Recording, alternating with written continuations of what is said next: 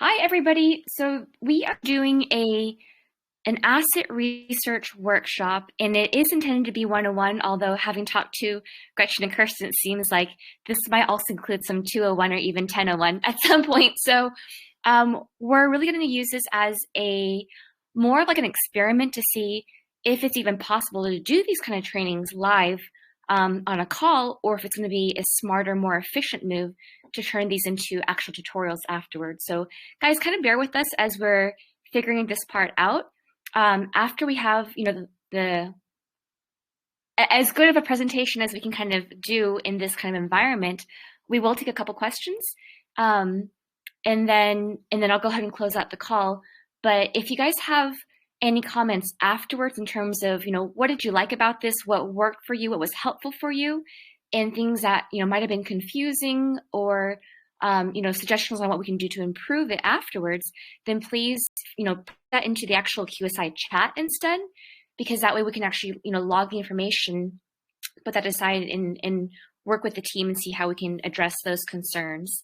So with that being said, Gretchen, I'm going to let you take it away. And guys, this is going to be an example of what, like, some of the research that we've done for Fed and USRC. All right, thanks, Gretchen. Hello, everyone. Okay, so I haven't done this before, and I just want to let you know that usually when I go into the Stellar Expert, I literally just press a bunch of buttons and go backwards and forwards, and I just look here, there, and everywhere to see stuff. So I'm trying to see if my screen is, if I can move around on my screen. See, why is it doing that? Why can't I actually? Oh, can you still see it? Yes, I can see your mouse on the top now. Okay, but you can still see the screen, so I can go play around? Yep. Okay. I just can't see any of you right now. So, okay. So Emily had gotten some information from this person named Pete, who was looking for us to advertise his tokens. And he had given her two different websites, Stellar Pay Systems and Stellar Treasury Department. That was back in January, I think. And so she had asked him for some more information as far as like white papers and all the things that you would normally have for your tokens. And he kind of vanished.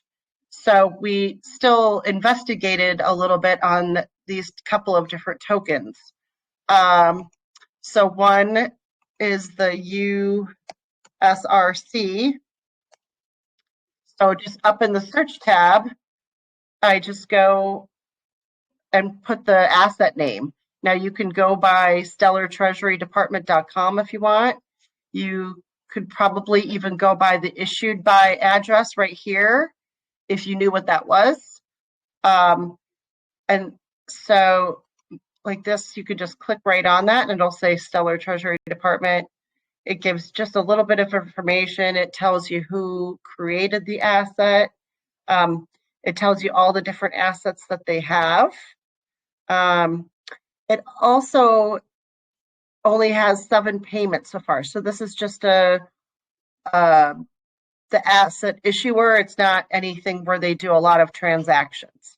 So and then if you scroll down, it shows all these different transactions that have happened. And I believe this coin goes back to October. If you look, so we're just trying to figure out different ways to decide if they're legitimate or not. So if I click Stellar Treasury Department, it goes to that. I feel like it might have been active a month or two ago, but it is now not active. So that's not a great sign. Then let's see here. You can also go, so this is all the operations. Then this is settings. Will show you, okay, so this one, somebody set up the account and then gave the rights over to this person, GAIBV6. So we'll click on that and it goes right back up to Stellar Treasury Department. Let's see here. They have one asset total. I mean, so they're not, this isn't a wallet per se. Let's see, so like I said, I just click on things. I poke around and see what I see. So sometimes nothing comes up because there's nothing to offer. So if you go to the created by, so now this is somebody else's, and it's a huge, I mean, this wallet has a ton of stuff in it. And it has this Nexia chain. Now, I tried to look that up earlier. I didn't get very far. It didn't show anything. I mean, there was a company called Nexia, but it was a Chinese company, and I don't know that it had anything to do with this. So, but you have to scroll all the way down to get to this information. So sometimes they have organization, it'll have a company name and everything, but this looks just like a wallet from, this is like, if I pulled up my own wallet, it just says Lobster, static address. And then now this is showing different people's, all the different transfers that people do. Again, if you click here to settings, it'll show all the trust lines that were removed or added. Sometimes people get rid of trust lines for, multiple different reasons, just trying to free up space. Sometimes the issuer, coin, it goes bad and they redo it. There's a bunch of different reasons that I suppose that could possibly happen. Let me jump in for a quick second and continue. Thanks. So one thing that we did learn, right, eventually, because back in January when we were going through this exercise, we didn't know that OFund was specifically for StellarMart.com. Right, we only learned about that in the last couple of days when we were talking to Sean and did more research into that. So this wallet, the one that Gretchen was just on a second ago, that was created by this OFund wallet, is StellarMart.com. So part of the thing that we're trying to figure out, when we're looking in terms of vetting a domain or an asset, is what is this project all about? And if you guys remember, I'm sure most of you remember that Stellar Pay Systems / Stellar Treasury Department video, right? It's a very, interesting video that got shared all over for the last month and a half or so. And in the video itself, it made a lot of claims, for instance, that it was working with Stellar and that they are the Treasury Department and they're going to be releasing all these different assets specifically for GESARA, right? That's the USRC line. And then their secondary domain, the Stellar Pay Systems, had the FedCoin line. And if you look at the asset descriptions on it, so the USRC one is for GESARA. The FedPay one was something like, it's going to be used in order to help pay the the wages or something like that for the U.S. government, right? The government employees. So when you're making a claim like that, it's like, wow, if this were real, holy crap, this is crazy. So our job in terms of doing the vetting is to make sure that those assets in the utility matches what's actually happening versus whatever people randomly want to say, and it has nothing to do with anything. It's just, really good marketing, but it means absolutely nothing. Okay.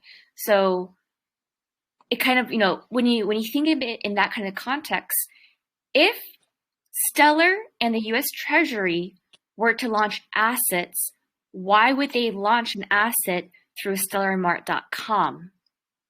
Which, if you guys are not familiar with that, StellarMart.com is just another version of StellarMint.com. These are companies that you can go to if you want to mint your own assets and you don't know how to develop them. Like, I didn't know how to develop them, so I used Stellar Mint to mint our QSI tokens. Okay, so it means anybody in the world can mint a token and they can put whatever description they want to, and it's up to individual people as investors to go and do their due diligence on it to make sure that they have a solid project that they're investing into and not just something that sounds very pretty. Okay, so with that being said, Gretchen, please continue. Right, so I think you can see the screen that I did those screenshots. So it does have all of the descriptions of saying it's from Stellar Treasury Department, it's under ISO 2, physical metals backed. I mean, they definitely were trying to get people to believe that they were the real deal. So then I went, so the other Stellar Pay Systems, I found that one. And when you look that up, it goes back to the same starting address as the other one. They're both put out by this YPL4. So I believe that could be maybe that person we spoke with yesterday that was trying to explain some things. That's the developer that just puts out the product. He doesn't really have anything to do with the tokens at all. So Gretchen's meaning Sean Francisco with StellarMart.com, guys, not Pete, who's the creator of these assets. Oh, right. So Sean that we interviewed the other day, he is the person who works for Stellar Tokens or Stellar Mart, and he just does all the computer background type stuff. So he was hired by this other person. So I guess, and so then if you look at, oops, I don't know what I just did. Let's go back. Oh, for crying out loud. Okay. So Stellar Pay Systems. Oh yeah. So I also went to that one, and that one's suspended. So another reason to believe that these are not on the up and up.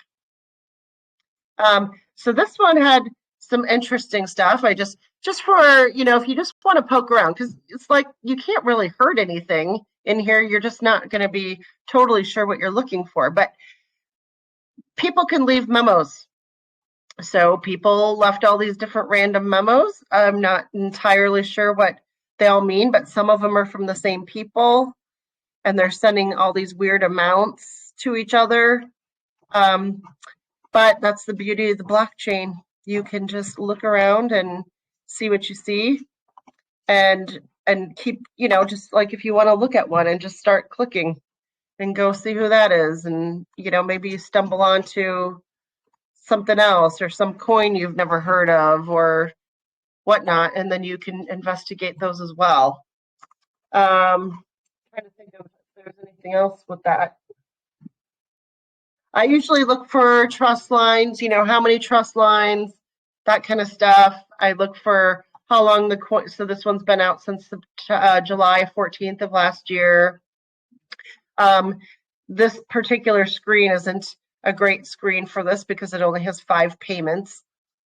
So it's not an actual wallet, but like this one has 1209, but this looks like a person's wallet. But Gabs of Fun, now 752.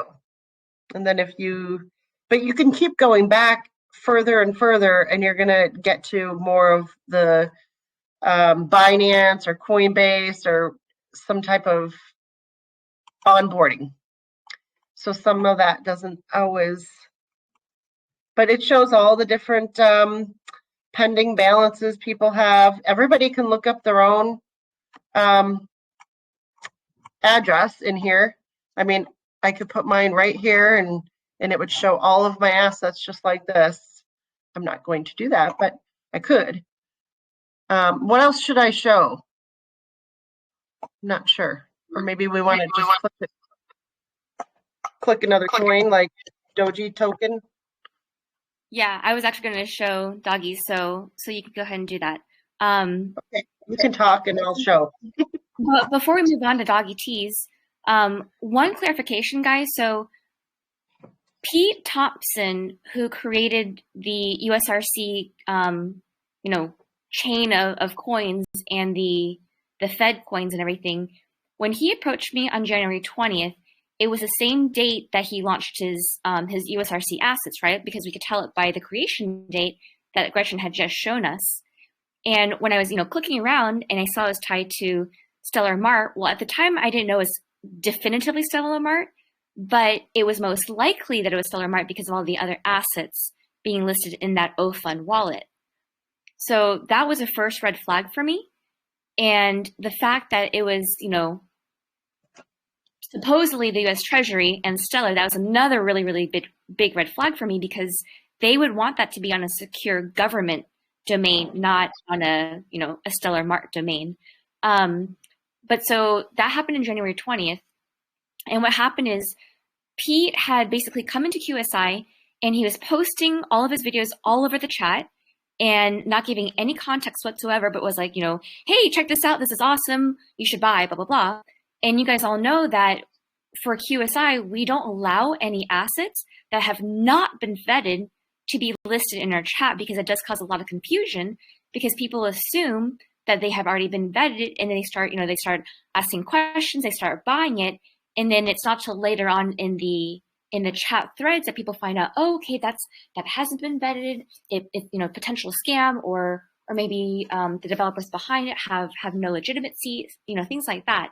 And that's why we keep a pretty strict lockdown on it, just because we want to take the time to go through and have our vetting purposes so people don't get confused in chat, right? So another big thing that we tell people not to do, because we have so many scammers in bots in the channels, is we tell people not to PM one another, right? Like, unless you know them personally and you know that they are definitely not a scammer, it's so hard to trust people on Telegram. And so another thing that we saw Pete was doing is, on top of sending his video all over the chat, he was PMing every single person he could get his hands on. And he was telling us that he was PMing people. So I very quickly banned him, and I pulled him off to the side, and I PM'd him saying, hey, you have just been banned from QSI chat because we don't allow you to, one, post your own assets without vetting, and two, start PMing people and blasting your marketing everywhere. And so that's when he was like, oh, I'm the developer of this asset and it's really awesome. And I was like, okay, well, I still need to vet you first. So I need, I'm asking for your website, for your white paper, for who's on your management team, and basically any other information that you can pass to me so I can do my research on you yourself would be helpful. And instead of sending me any information, like what Gretchen said earlier, he literally just ghosted me. He stopped responding to me. So I was like, okay, well, that's a first sign of a red flag. But I continued to do my research. And then after that, I was like, well, there's absolutely no legitimacy that I've seen so far, so I'm going to label as a scam. But I did not openly say it was a scam. I just, in chat, I was like, I don't think it's legit. Delete, delete, delete. And I thought that was done and over with, right? Because that was in the beginning of January, or sorry, the end of January, and we didn't hear about them for another month. Well, what happened is in March, that video got circulated all over again. And when I came across it, I was like, okay, it's been a little over a month now. There's still been no updates whatsoever. This guy has no additional credibility to him. So let's take another look. And by then, a bunch of other channels had been posting and sharing. So what I did is I went straight to my connection, who works with, some of the different quantum teams that Whip and I work with. And he also has direct access to Jen McCaleb and his team. So I went straight to that guy and I was like, look, this thing's been passed around for about a month plus now. And can you please help me verify? Because it sounds too good to be true. But if it is, we want to get behind it. But if it's not, this could be one of the biggest scams because of the way that it's been marketed, not just in the asset descriptions, but more importantly, through all the RV and the Q groups as well, right? Like the person behind it, Pete Thompson, was specifically targeting RV and Q channels because they know that these words will resonate with us, as opposed to like the greater Twitter community abroad. And so it's something that's very, very serious. So I asked my guy, and their team did their own vetting, and he was like, I don't even need to ask Jen McCaleb about this. It's already confirmed by our team, and all the research that you've already shown us so far, it's 100% confirmed that this is not legitimate. So that's when I started calling it a scam back in early March, before it even got to where it was a couple of days ago.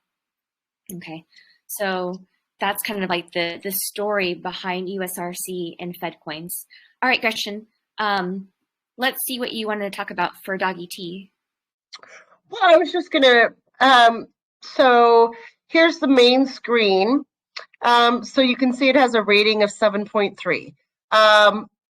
That's a pretty high rating from most of the ones that I normally see. They're usually more like 3 or 4 or 5.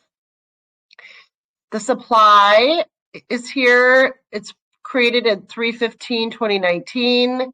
There's 55,000 trust lines. So, you can see right here that it's a much more legitimate looking product.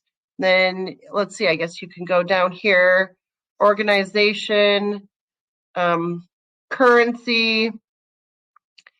So this sounds just like something, Elon Musk or somebody would say. Let's see. What is all of this? Trust lines. Okay, so established trust lines, payments, operations. You can chime in. I just wanted to show them a coin that actually has a lot more information in it. Yeah. So Doggy Tea is a really interesting one because we know that well, so Poto is the admin for the Doggy Tea Telegram channel, if you guys were not familiar with that. And I wish I could show you this because it's already been deleted from the internet.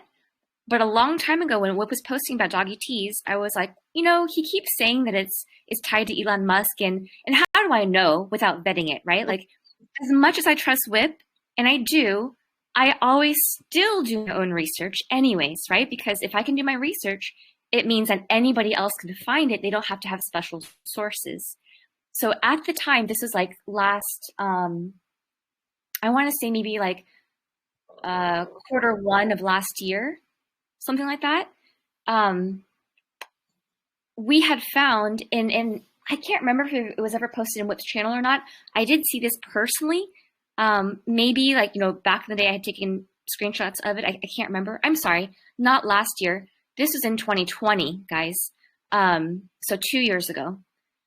So I had personally gone to the Doggy Token website, that domain. Question, pause right here for a quick second. Sorry. So I had gone to the Token website, and in their website, which has been, since been taken offline, I think like closer to the summer of 2020, and they have all these different things like white papers and roadmaps, blah, blah, blah. There's one tab for media. And in the media tab on the Doggy Token website, it actually did connect directly to Elon Musk and stellarmart.org, which is Elon Musk's domain for his assets, right? So that was great verification. The Doggy Tea was tied to Elon Musk, and unfortunately, that information has been taken offline a couple months after we found it. So to go back to what Gretchen's showing you right now is, we had, 2 years ago confirmed that Doggy Token was a great asset, and I actually found this around Q4 of last year. For those of you who've been with us for a while, then you will remember that we had done Stellar Trivia round 1. And one of the sorry, not Stellar Trivia, it was our Pirates series of questions. And in our Pirate series of questions, it was, who is the famous ancestral lineage for Doggy Token? And Gretchen, can you kind of back click and show us how you got to where you are right now? Oh, sure. Actually, you know what? We're just going to start over. I went a lot of pages, so we'll just start Okay. there. Okay. So you click on the issuing address and now created by. You can keep clicking back and clicking back and clicking back. So before you click on, or actually this is the same one. So you see how Doggy Token was connected to stellarterm.com? And it's like, what the heck is Stellar Term? Because I thought that was an exchange. Well, can you scroll down a little bit to where like the description is? Okay, see now we see that Stellar Term is actually Ultra Stellar. And what do we remember about Ultra Stellar? They're the ones who do like the Y assets like YXLM, YUSDC. They're also the same team that programmed Lobster. They're also the same team that programmed Aqua tokens. And they're also the same team that programmed Stellar X, as in the website that people were using for liquidity pools. So that means that this is a freaking massive team behind Doggy Tokens. Okay, so go back up and then show us how you got to ETFs. Okay. Well, I got it. Well, I got it right there, but it shows up right here in this wallet. And then I kept going back. Oh, wait, what did I just see there? ETX, oh, right there. Yeah, And so then, we were able to trace the lineage from Dog ET into Ultrastellar directly into ETX. So that's a pretty massive discovery, guys. And this was around what, like November of last year is when we found it.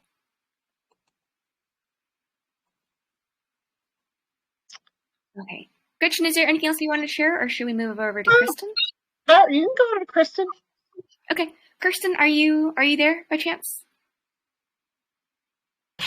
I am, for as long as my microphone will hold up. Yes, hello. Yeah. Okay, so Gretchen, you're going to have to, I think, end your screen share. That way Kirsten can start hers. Let's see.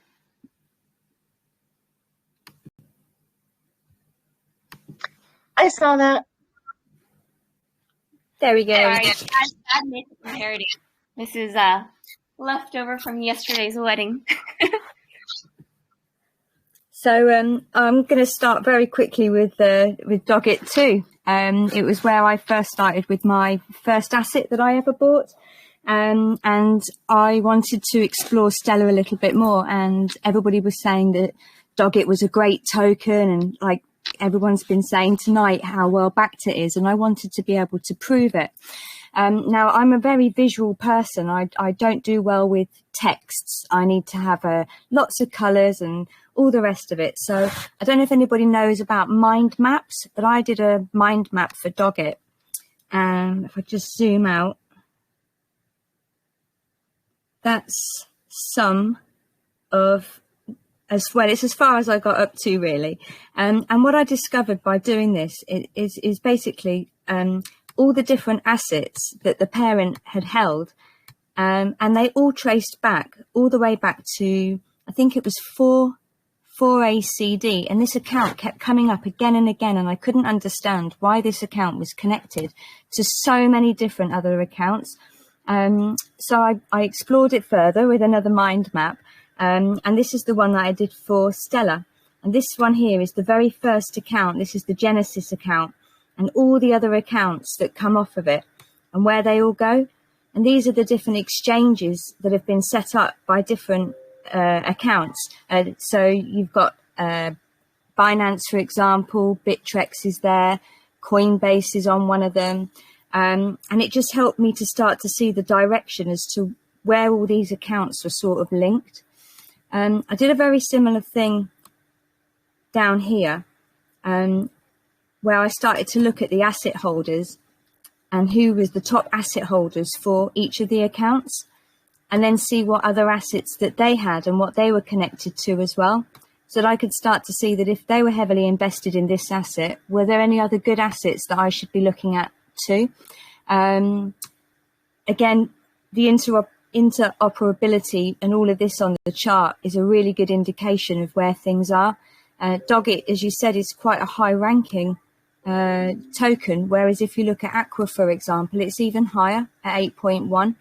And we obviously all know how good Aqua is. It's you know, the backbone to the liquidity structure for Stellar. And then you move on to something like the FedCoin, which has come up quite recently. And there's nothing going on here at all. It certainly hasn't got the ratings that I'd be wanting to invest in at that level. Again, if I scroll down to it, I looked at the asset holders for it. And obviously the top asset holder for here is also the distribution account, which holds all the other tokens. Or where have I put that? For the USDC coins. If you can see that, I'm going a bit too quick, aren't I? But yeah, they've got all the other, they're the main holder for all these other coins that they've minted under their same address. So it's quite evident that it's the same person who's doing the same tokens, if that makes sense, but under a different name. There's something else I wanted to show you. Oh yes, the Stellar Tommel. This is a great way of being able to check what a company's up to and a bit more about them. It's something that I've only recently discovered, so I wouldn't want to go too depth in it. But basically, green is good and red is bad. So I typed in the web address here and checked it, and this is what came back. Now, as you scroll further down, this is the text that would be embedded within their website, which tells you a lot more about who they are, and it should have some details about how to get in contact with them, what the asset's all about, and just some information basically that a Google crawler could find if somebody was to type and look for certain information in there about your account. Now, that's not to say that it's legit, but it does show you how much attention they're putting into what they're actually doing.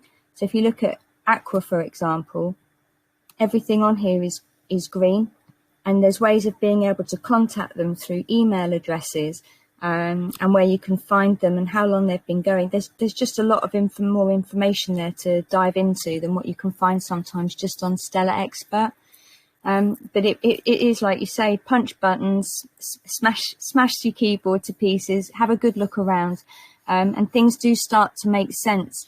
But it's like anything, when you first start trying it can be a little bit overwhelming, and then suddenly one day it just clicks and you know where you're clicking and what you're looking for, and you'll be able to spot it. But yeah, don't be afraid to get involved in Expert and the tools that are there. They've been created to help people, look through things and understand it better. So yeah, just get stuck in and have a go. Thank you, Kirsten. Okay, so there are a couple other things that I want to address really quickly. Can you pause your screen share real quick, and I'll see if I can. Okay, thanks. My button just moved.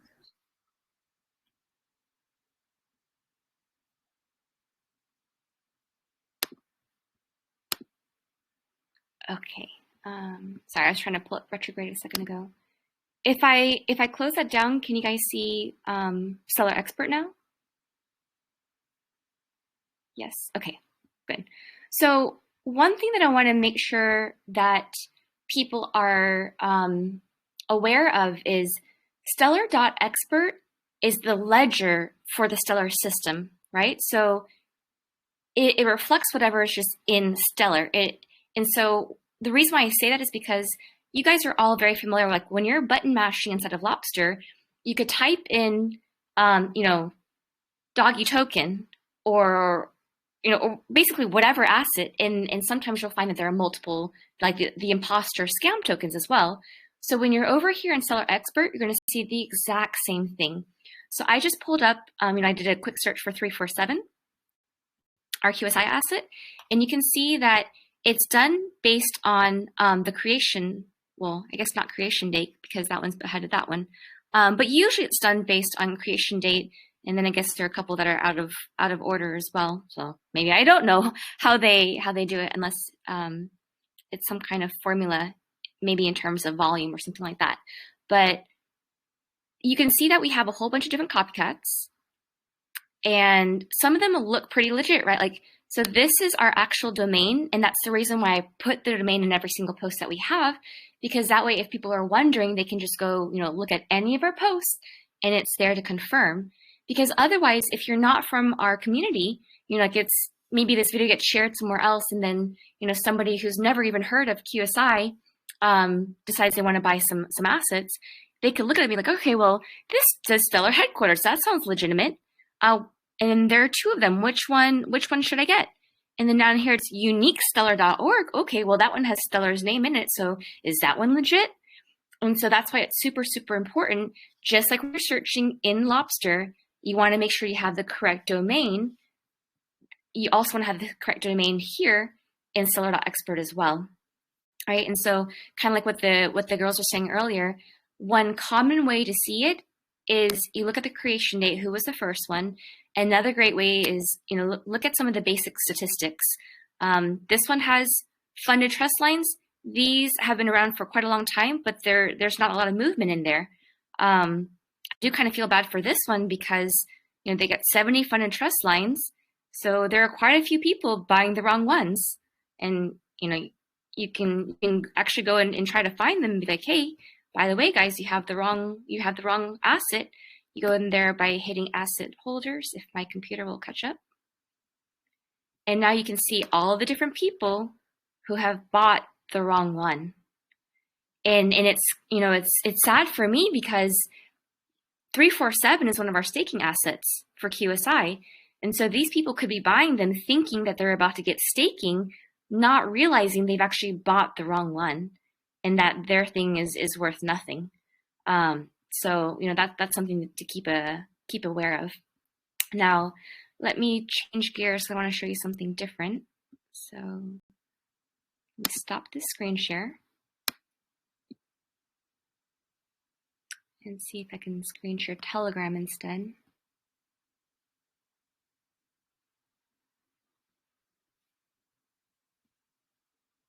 Oh, that's the wrong button. Sorry, guys.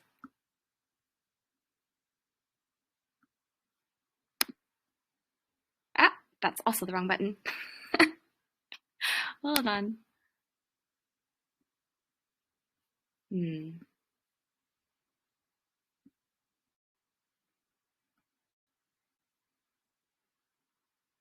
Okay, let me try if I screen share my screen.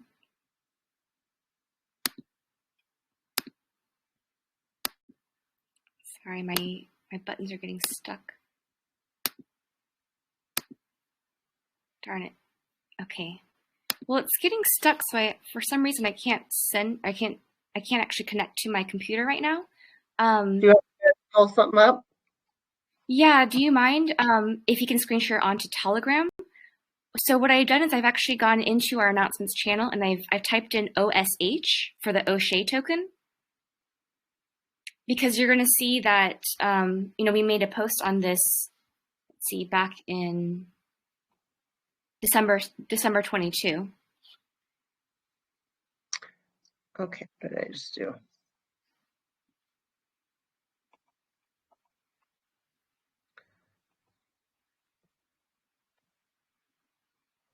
Yeah.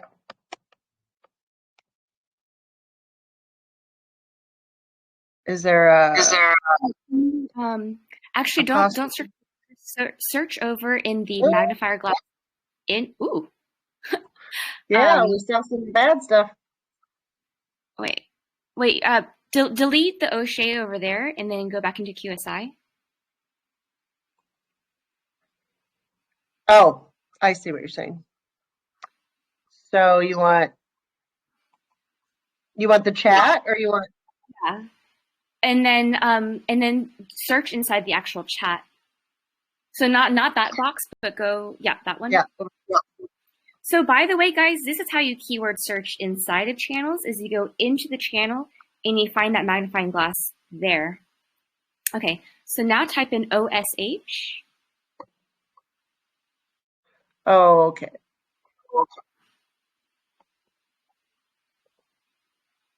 Okay, if you can click on that post, please.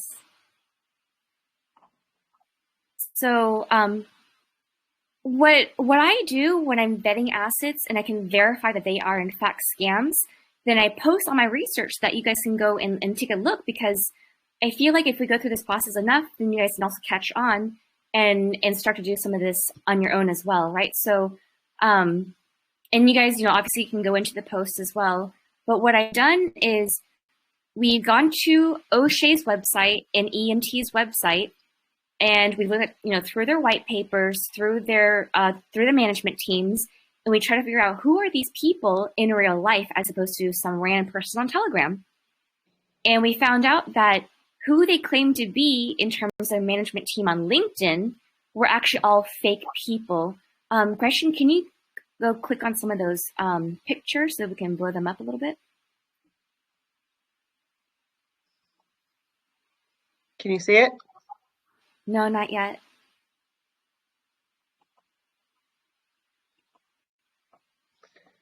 Okay,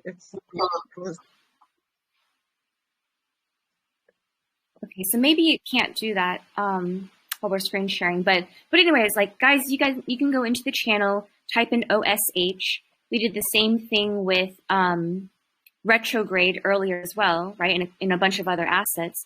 But here, like if you look at the actual pictures on your own devices, you're going to see that the people they claim to be on their team, and they had all these LinkedIn profiles created for them as well, they're using names and or pictures of other people that have nothing to do with their projects, right? So they're literally impersonating other legitimate people in LinkedIn who have nothing to do with, stellar assets at all, and they're personifying them. And so, we walked through this process and showed that, again, project after project was doing this. And so that's why when we're doing our vetting, it's not just about using Stellar Expert or Horizon. It's literally like, how can we get our hands on as many different sources as possible? LinkedIn is a good one. Telegram is a good one. Facebook, Twitter. I mean, as many places as we can find information on the project or the people is really important.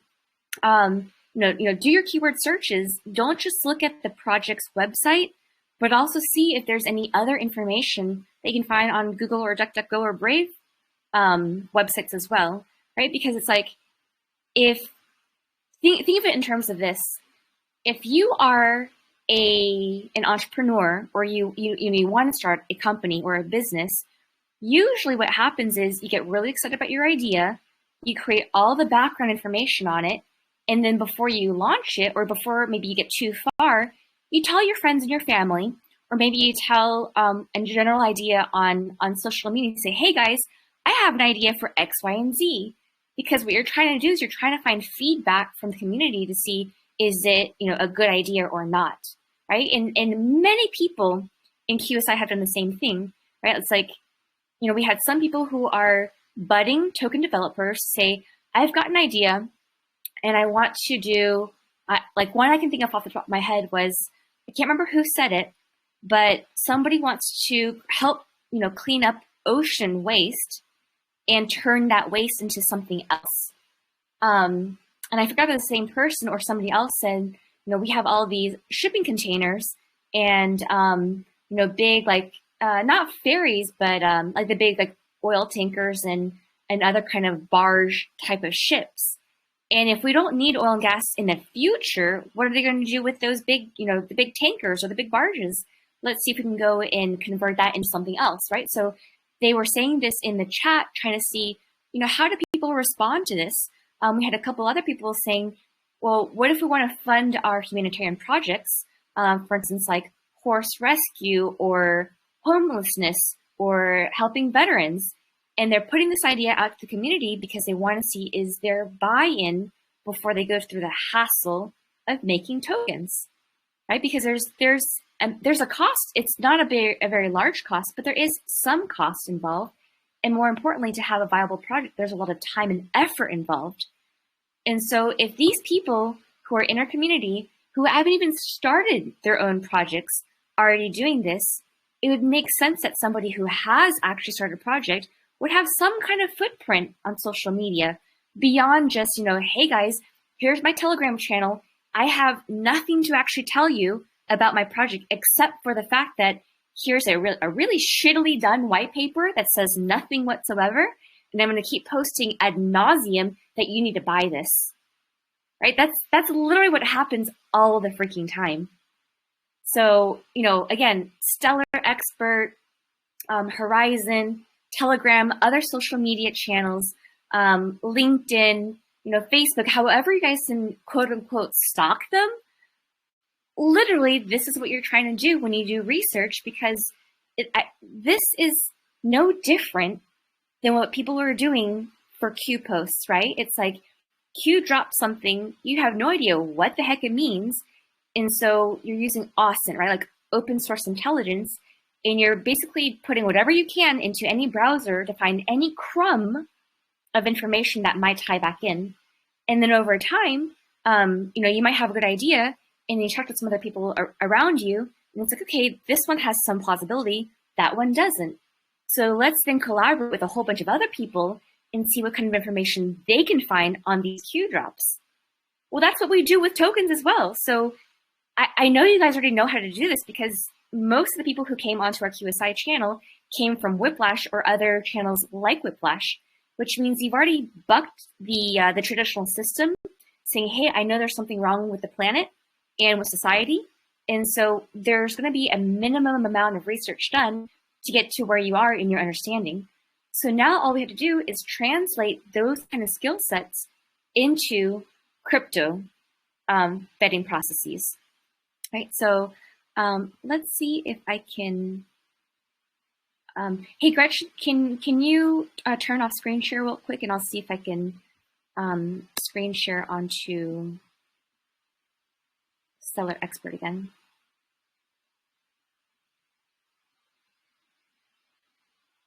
Thanks. Okay.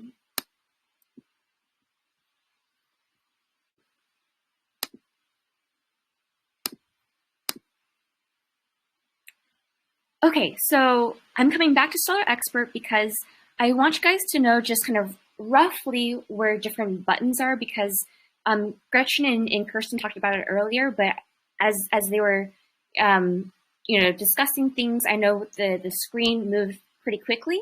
So I just want to make sure that you guys have an understanding, a clear understanding. So we're going to go a little bit more slowly this time, right? So this is not our asset.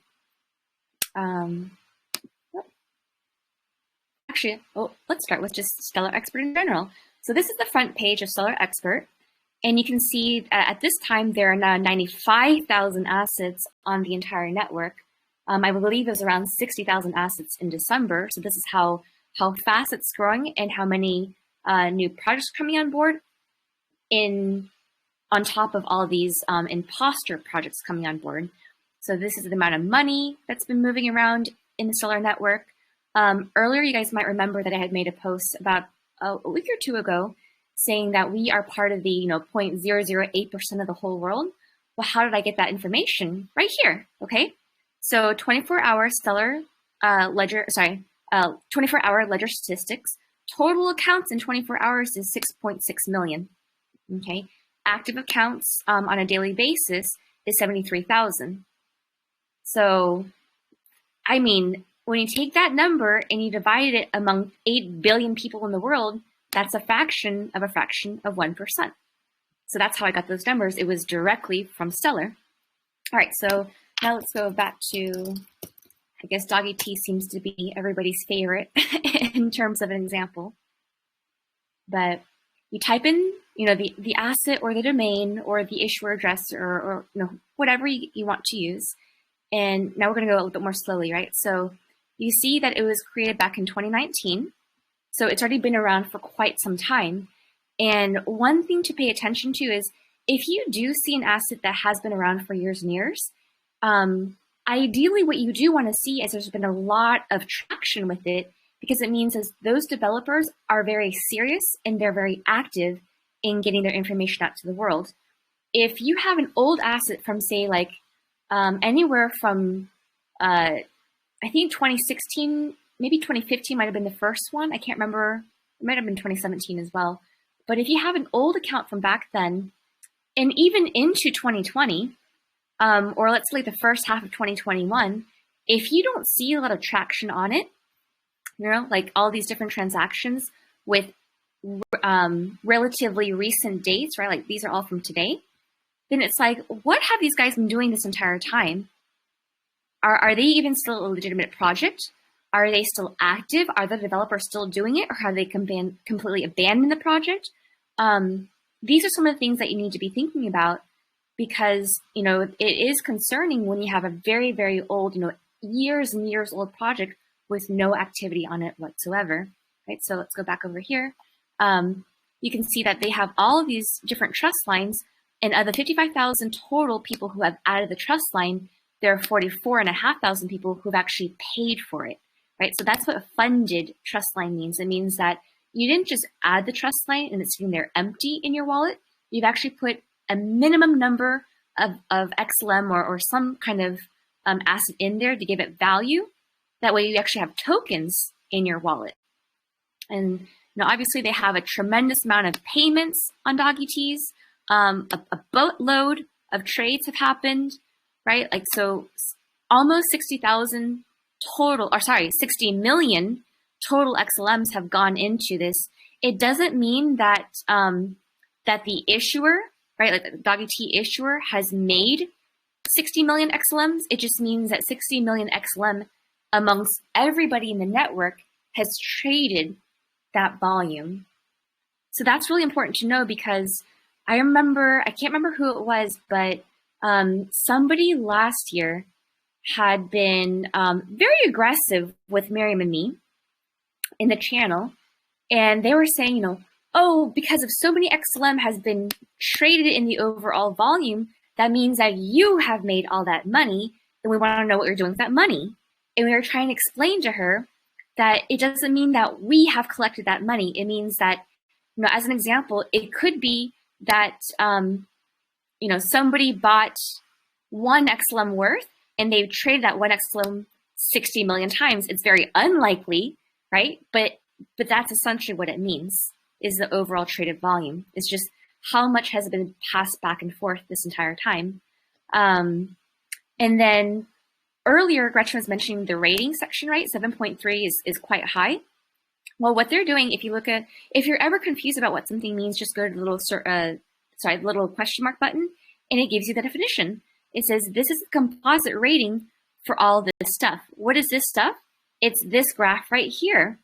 So 0 is the starting point. It means that the age is actually quite of an old asset. There are tons of payments going on. There are quite a few trust lines as well. Lots of trades, meaning it's a very actively traded asset. The weekly volume is also high, so it's not just something that kind of launched very successfully and has died over time. Still ongoing every day, there's a lot of volume. Interoperability, I don't fully understand what that means yet.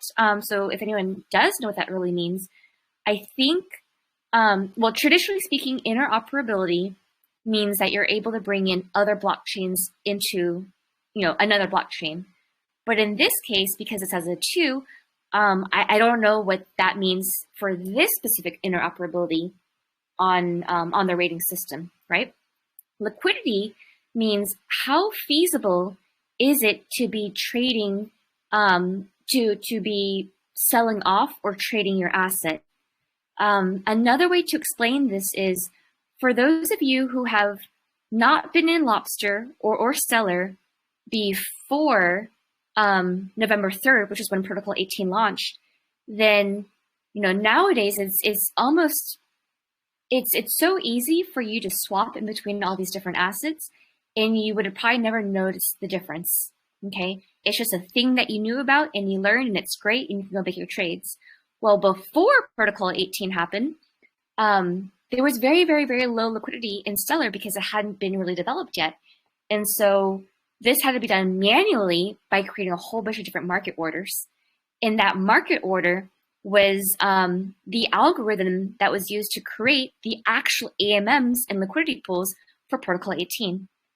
And we all know who did that manually, right? That was the reason why he was brought into Stellar. That was the reason why he was brought into our QSI team a long time ago, is because his brain, he understood this SDEX so well that he was able to make all of these market orders manually and create a whole network of stuff to allow certain trades to be traded before Stellar itself came out with Protocol 18.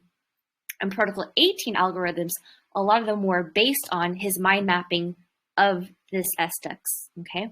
So when you have an asset like Doggy Token with a 6-point rating, it means that for the most part, if you want to swap out of it, whether that means you want to cash out of it or you want to swap it for another asset or whatever the case is, Doggy Tea is a pretty high liquidity asset that's being used to help facilitate all these different transactions. When you have an asset, let's say SunGold, for instance, it's 0, okay? So that means as of right now, there are not a lot of liquidity pools made for it or market orders against other kinds of, you know, whether it's XLM or any other asset out there. And so what it's telling us is, for the most part, people are buying into SunGold, but they're not cashing out of SunGold. So this is, for now, it's a buy and hold asset, which I would agree with because this is definitely a buy and hold asset. And if you decide to get SunGold, I would definitely recommend you not cashing out for some time because this is going to be really, really significant in QFS, guys. So wink, wink, nudge, nudge. All right, so let's continue. Supplies and accounts, right? So, and if you ever don't know, you can just kind of, poke around because it's going to give you the actual definition. So where these points are showing on the screen right now, it says, this is the total circulating supply for that date, and these are the total asset holders, right? So that means the yellow line are the number of trust lines that have been created. So, very few holders. And then all of a sudden, boom, thousands of holders. So this thing is growing. People want to add to it. They're not, adding it and then finding out this asset sucks. So they're all closing their trust lines. So it's a very, very healthy looking curve right now. This is the price history. Again, you can go onto these little different tabs and see, is there any movement? Yes, there's lots of movement right now. You can see on that bottom line, volume $825 in USD, blah, blah, blah, etc. And then if there's any information that's on the table file, it's going to show up in these sections, right? Gretchen and Kirsten talked about that earlier. So like what they were saying, when you go to the all operations, it literally has every single operation that's ever touched SunGold. And as you notice, it's all in chronological order based on UTC timeline. So if you want to go look for something that's older, you unfortunately just have to sit here and go next page, and keep backdating it until the date that you're looking for. And guys, this is why auditing assets is such a pain in the ass because let's take, for example, our KT asset swap from December, right? And then we asked for about a month and a half to do the actual auditing because the payment was out in February 14th, right? So we had about a little over a month and a half to audit. And that's because, as you can see, if we're auditing in January, but the actual swap was for December, we have to go back through pages and pages and pages of transactions to find the history of what happened. And sometimes you can get, not for auditing's like for what we were doing for the KT asset swap is kind of a different animal. But sometimes if you're just looking at, what's going on in Stellar Expert, there are these other tabs that you can look at to kind of just focus in on those specific things, right? So payments as an example, right? These are what people are swapping into and out of. Okay, so pretty straightforward. Offers is where people are putting into their market order. Not necessarily that they've cleared, but that they've just been placed. So you can see that, some of these offers have been updated, some of them have been canceled. How do you know if they have gone through or not? Okay, well, this one hasn't gone through because it's yielded no effects. So you basically just have to go, okay, this one has actually gone through, right? So that's how you're able to check to make sure that your orders have gone through. Trades, these will then touch into, again, a different kind of purchasing or sales. And let's see, trust lines, Gretchen talked about earlier. So these are people who are adding trust lines. It'll also show you if people are deleting trust lines, which gets to be really important if you're vetting something, because if you have people who are in mass, I haven't done this yet, so we're all going to take a look and see this live time, right? So this is that USRC asset from the beginning of the call. Let's look at trust lines. Okay, so a whole bunch of people today have been adding this trust line, and a whole bunch of people have also been removing this trust line. So who are these people? Okay, well, PYLA, I mean, literally, if you had time to, you can sit here and go wallet by wallet and go, okay, who are these people? And do they have a connection with this USRC? Are they a token dev, or are they somebody else? Or are they just, normal investors? Well, when I look at this information, and this is, whoever this person, this one LE, wallet, I don't know who this person is, but when you look at their assets, AI-Stellar, Flare Network AI X Stellar. Okay, this person is new. Yep, 225. They're brand new to Stellar. They don't really. I apologize to whoever this person is. I don't know if you're in a group or not. but they have an understanding of what to look for. They know that Flare is part of ISO, but they don't yet know that these are not legitimate domains in Stellar. It seems like they've been picking up a lot of the different airdrops that have come in for free, and they don't know if it's good or not, so they've just been holding on to them. Okay, well, they do have indus.business, which is a good one, right? So it leads to me to believe that they potentially could be in our QSI community or WIPS community or somebody who's been sharing our information, right? They got Doggy Token. So they have some good stuff, but they have a lot of stuff that I personally would qualify as, either a scam/imposter domain or just, projects that don't have a lot of viability on it.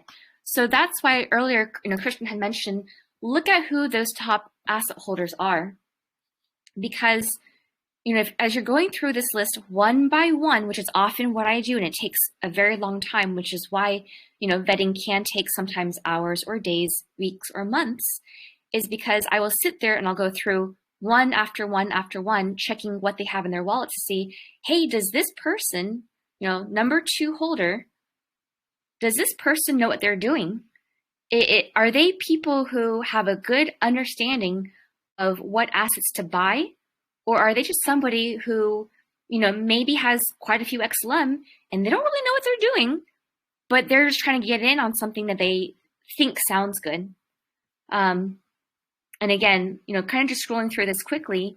Okay, well, to me, nope, I haven't seen any or many assets that I would validate as a good asset.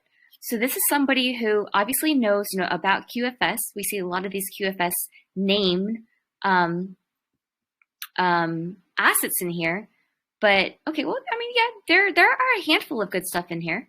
So they're following somebody who's posting information, but they don't really have a sense of which ones are the right domains versus the quote unquote the wrong domains. So these are people who are not too informed with what's going on. Versus let's go back to Doggy T. Go to the asset holders. Oops.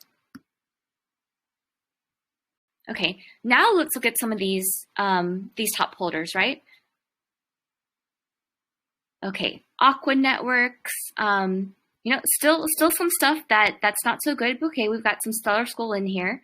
Obviously they're the number 1 holder. Okay, so, and some Vend. Okay, so they know a little bit of what's going on. They have a buttload of money.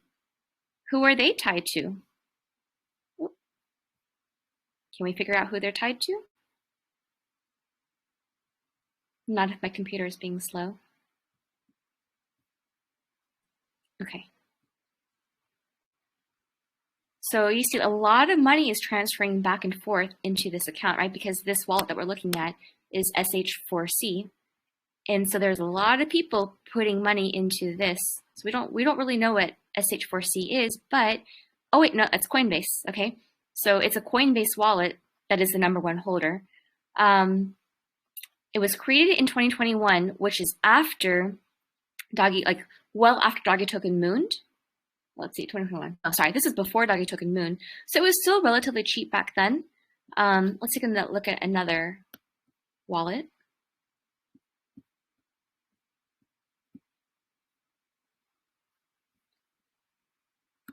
Okay, so somebody who has 100 million tokens. Okay, so this one only has Doggy T, right? So it's like, who the heck is this dude? Okay, it's an older wallet. So it's somebody who's been around for quite some time, definitely before the vast majority of us have been in here. And we're looking at the TJKH account right now. So let's see. Okay, we can't tell anything from those transactions so far, but can we find anything from this? Okay, and it's created by another really old account. And what do they have? Ooh, that's interesting.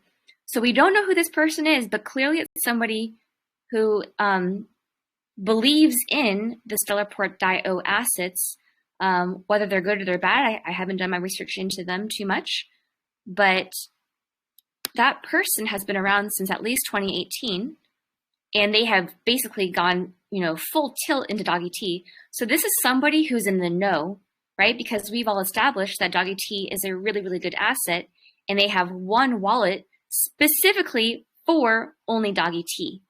So that's pretty interesting when you're looking at stuff. And this is, literally, again, this is what we do when we're vetting stuff all day long, is you just go one by one and you try to find connections between all these different wallets. And what you'll find is often, this gets a little bit more advanced, maybe we'll talk about on another day, but when you're going through these wallets, and especially their transactions, sometimes, and this only happens when you're doing your research for long enough, but, Gretchen's mentioned it, Kirsten's mentioned it, you're going to start seeing patterns emerge in the actual transactions. As an example, you'll probably see that there are certain wallets that are always sending money, like assets, or certain types of transactions in the memos to very specific wallets. That means that that person either knows the other person, maybe it's their own wallet, maybe it's a friend of theirs or a colleague of theirs, or maybe they're trying to catch the attention of that person. But using these memos in there can sometimes be a key to figuring out some of these connections between different wallets and or exchanges. Trying to see if I can find, actually, let's just do this exercise.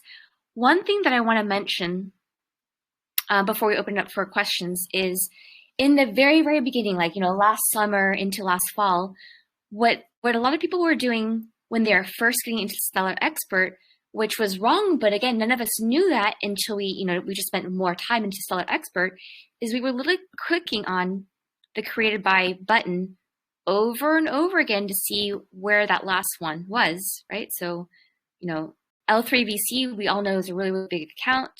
And then, okay, here's GoodU. GoodU's another big one, right? It's Binance.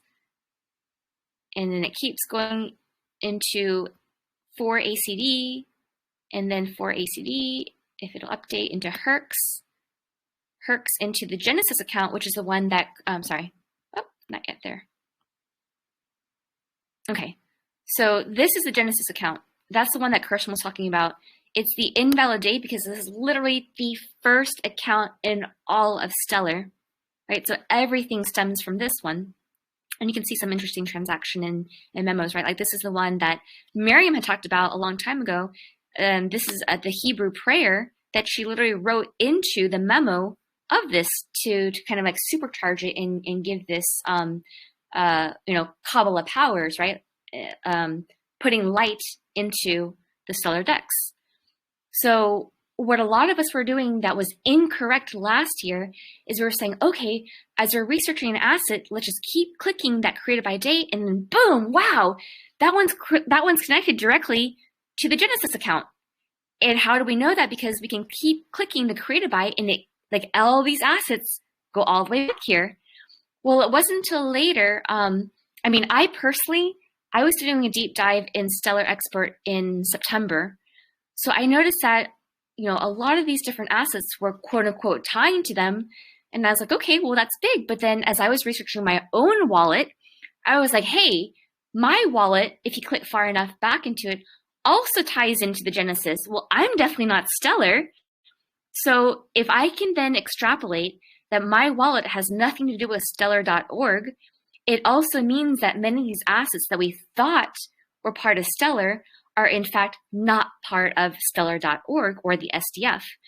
And so that led me to understanding that not every click back is actually quote unquote legitimate is not the right word that I'm thinking of, but it's like where does a stopping point happen before you then cross into a boundary where it's not tied to that asset anymore?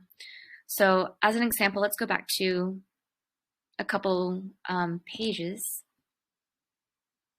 Okay, so now we know that GRJX is ETX, right? The token developer of ETX, and who was that created by is L3VC.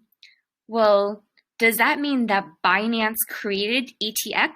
No, it doesn't mean that, because Binance is an exchange, as we all know.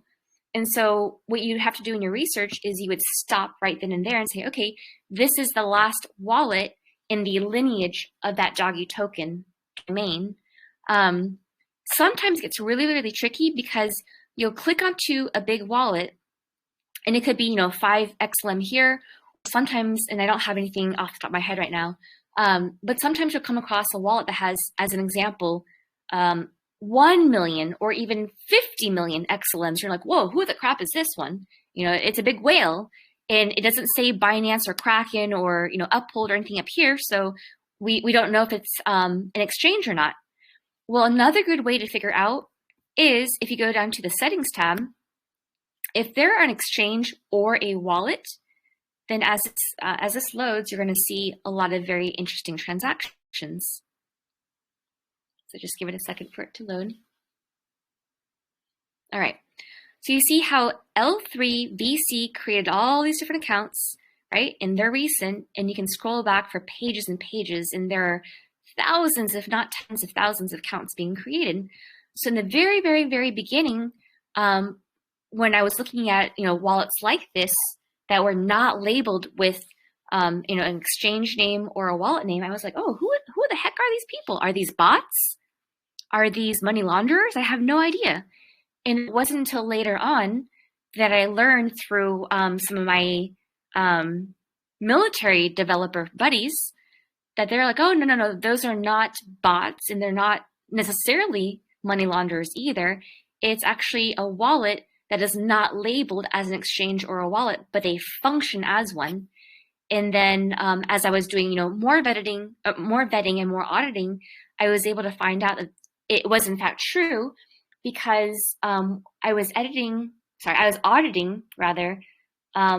one of these assets for an airdrop once. This is, back last year.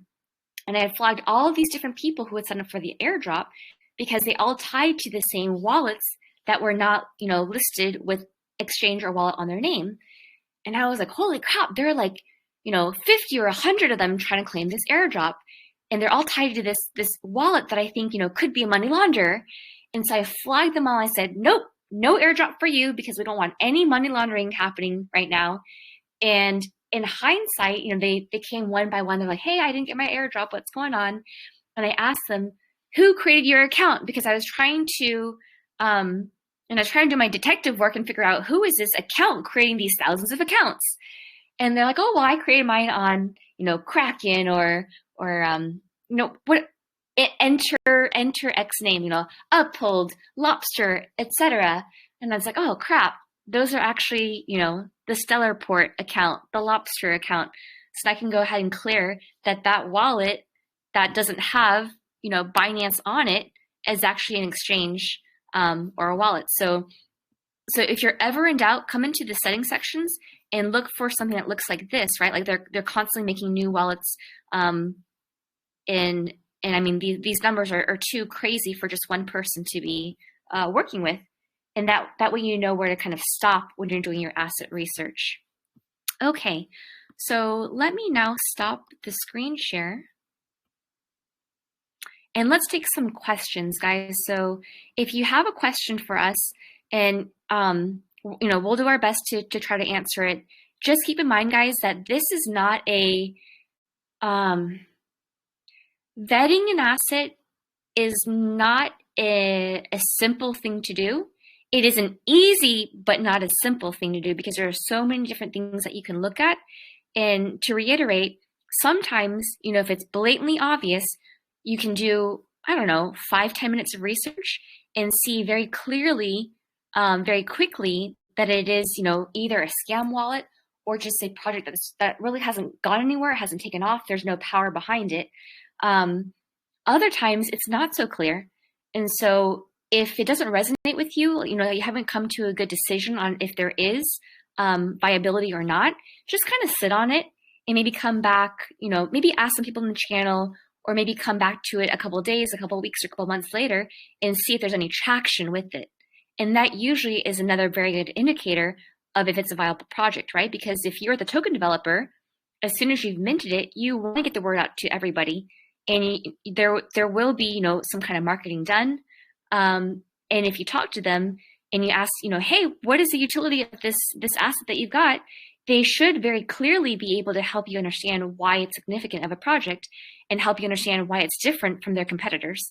And if they can't do that, and they keep pointing you back to the white paper, and the white paper doesn't give you any more clarity, that to me, flat out, is a big scam. Another big scam to watch out for, and this goes back to the USRC and the FedCoin domains, is we as people who are you know, actively trying to learn about QFS and GESARA and the RV, there are certain words that you know, that we're looking for, right? Certain keywords. And so one thing that we want to be extremely careful about moving forward is any asset that claims to be part of the RV or GESARA or QFS, make sure they're not just throwing out keywords into some hot pile jumbo mess to confuse you. Because USRC isn't the first one, they will not be the last one, okay? And we want to make sure that you're using the same kind of discernment when you're picking which channels to follow, in picking which assets to invest in. All right, so with that being said, I saw that Raphael and Mo Kelly had their hands raised. So let's start with Raphael. After that will be Mo Kelly and then Judy Shady. Thank you for the presentation. I just want to make sure that I got my head around the Binance. So that means that someone use Binance, create a Stellar account with it, and from this Stellar account, create another one, which could be, for example, ETX, something like that, or some other account. So that is a way to hide who it is? Good question, Raphael. So it's not that they're hiding who it is, but you have to remember that, you know, every person besides whoever created the Genesis account, they have to create their wallet somewhere through an exchange, right? And so what this is saying is whoever made the ETX asset that then created the Doggy token and the Ultra Stellar assets, they created their account through Binance. Okay. Does that make sense? So if when we go back, if we saw that something like Binance or another one like Coinbase, etc., we stop there because there's no point going further down because it could Correct. be anyone. Okay. Correct. Yep. So just to rephrase, guys, it means that whoever created ETX and then Doggy T, they started getting into Stellar in 2018. So it's a very old account. They happen to have made their account through Binance, and then from there, they've created ETX and then Ultra Stellar, and then Doggy tokens. Okay, thanks. You're welcome. I didn't address this earlier, so I'll just quickly address it right now. Another thing to look for in settings, because you guys have seen what it looks like with a wallet a second ago, and I'm actually curious to see what it looks like because I've never pushed the button for Ultra Stellar before. But you'll notice that it has, you'll notice when you guys start to play with it, rather, there are three main types of transactions that you'll see in the settings section. The first one is when people are, not people, but when the account holder itself is adding a trust line or removing a trust line, then it's going to show up in the settings section, right? Like it establish that and then it remove that. It also says when it's changing their account options. Now, I don't yet, I actually just answered my own question. I've actually never hit that arrow before. So I've always just seen set account options and never clicked on the arrow, but it says that they've changed their domain. Okay, great. So a lot of this stuff might be new. So maybe it means that before we didn't have Stellar Term on here. And so therefore we didn't know that, it was Ultra Stellar. That's a possibility, right? We would actually click through on all the different account settings. Inflation destination update. Okay.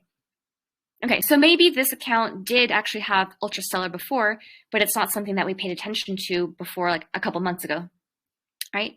So establishes trust lines.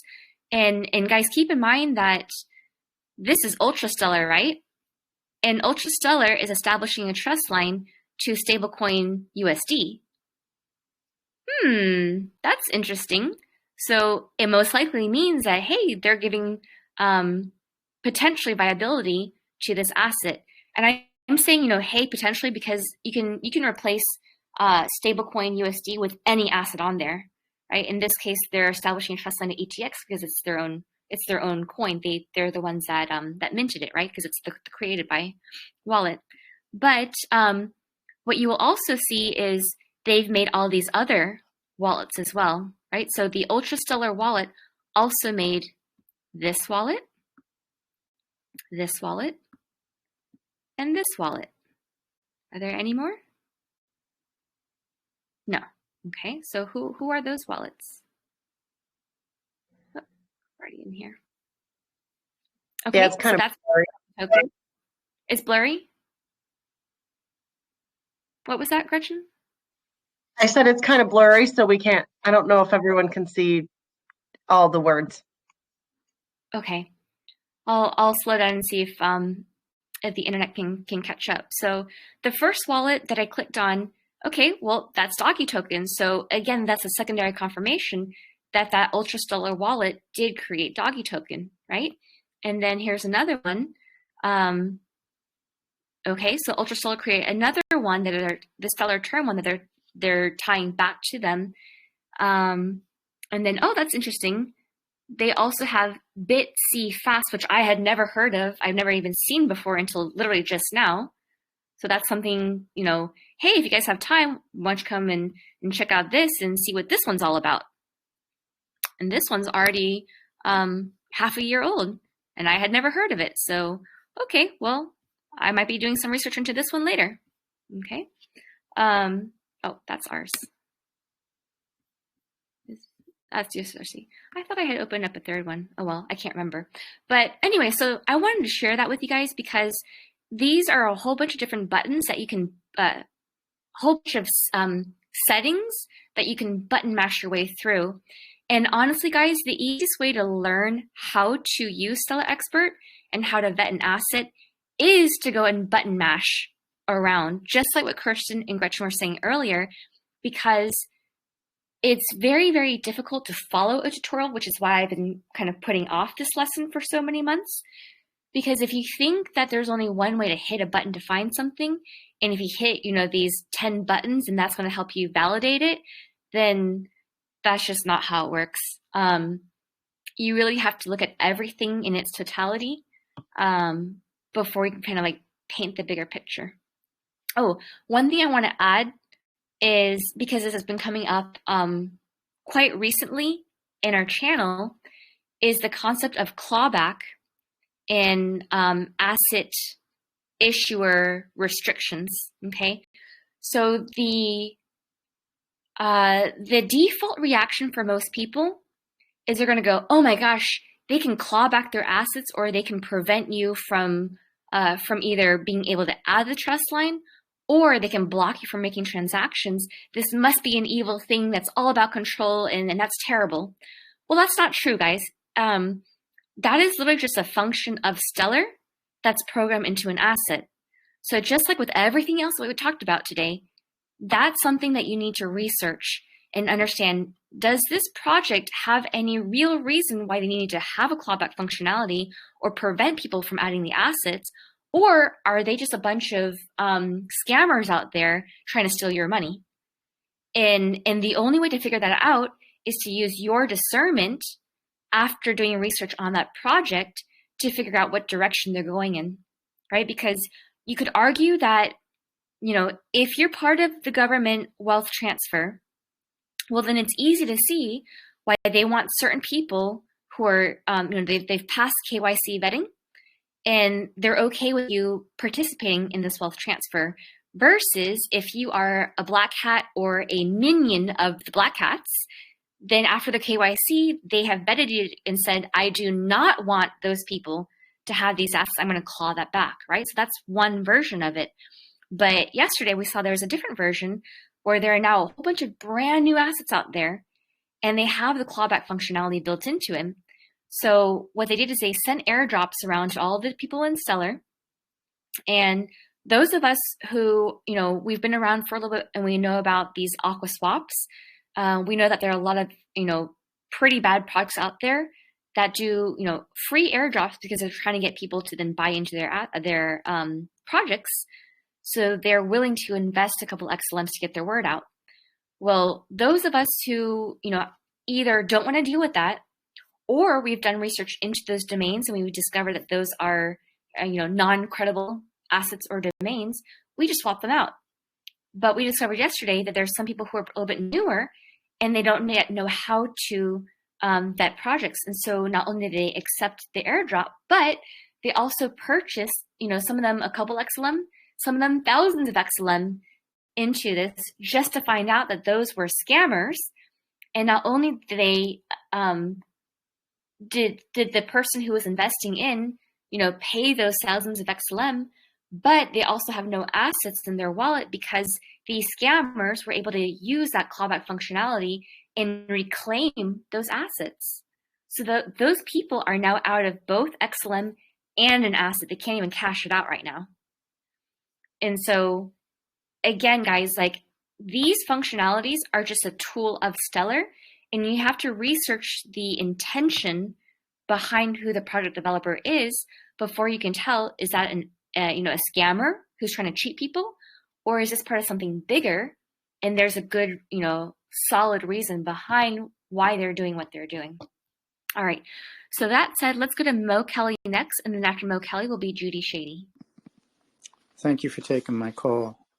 In Lobster, if you go into Lobster and you pull up, as an example, 1 kg gold, and you go to the Network Explorer, in it, it comes up as a warning, and it says, warning, been tagged for, the exact wording is warning reported for illicit or fraudulent activity. And I was wondering what that means, because this is actually an asset that's under Swiss custody. It's the 1 kilogram gold token. So it's 1 kg gold. And it says, like I say, when you go to the Explorer and you pull it up, top of the page, can't miss it, warning, reported for illicit and fraudulent activity. Well, that caught my attention.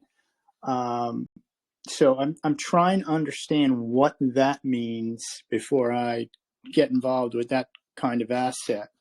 And it's a Swiss custody asset, so it really doubly caught my attention. And everyone on the call can do that. Just go in.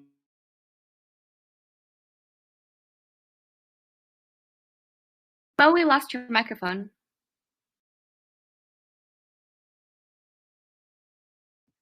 Mo, I don't know if you're still talking, but we can't hear you.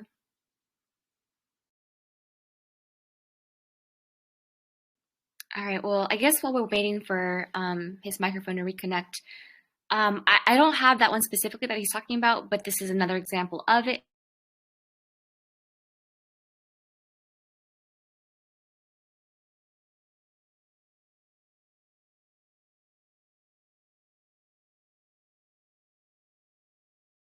Your microphone's off too. Did you catch that? It looks like I got cut off there somehow. Yeah, you got cut off, and then I was talking to myself because I also accidentally had my microphone on mute too. Okay, I don't know where I got cut off, so I just wanted to find out what the warning sign is for illicit and fraudulent activity under one of the assets under Swiss custody. There's several of them under there, several warning signs under them. One example I can give for the audience is the 1 kg gold. And if you go into the Explorer at the top of the page there, you see the big warning sign. So I'm wondering what that is. Warning reported for illicit and fraudulent activity. Yeah, that's a really good question, Mo. And you can see I don't have the one that he specifically was referencing, but this is also a Swiss custody one. It has the exact same warning behind it as well.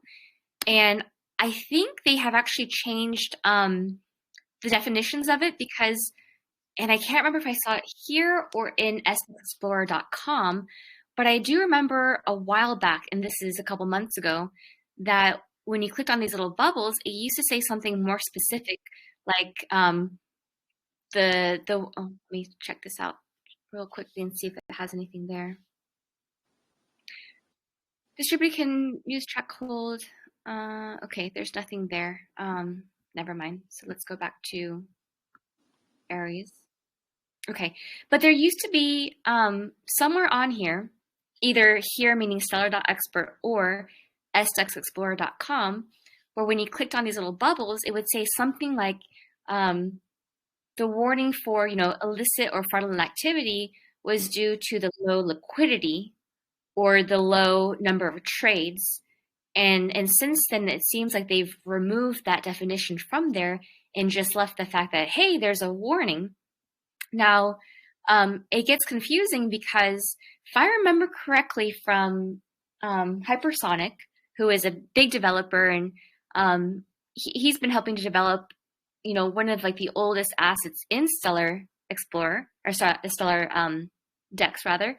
And he's, a really, really big help in our channel as well, our community. He helps with our cake drops. But if I remember correctly, I think he said that Stellar Expert is a third-party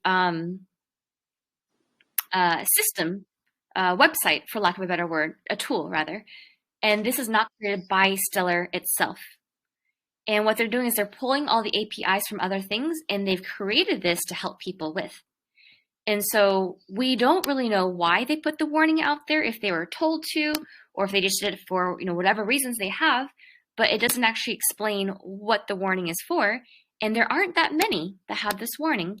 But because of our research that we've done collectively, we do know that Swiss custody ties directly to the White Hat operation, and there are a lot of banks involved. There's a lot of other big military domains that are also involved with this as well. And so the legitimacy of Swiss custody is already been established.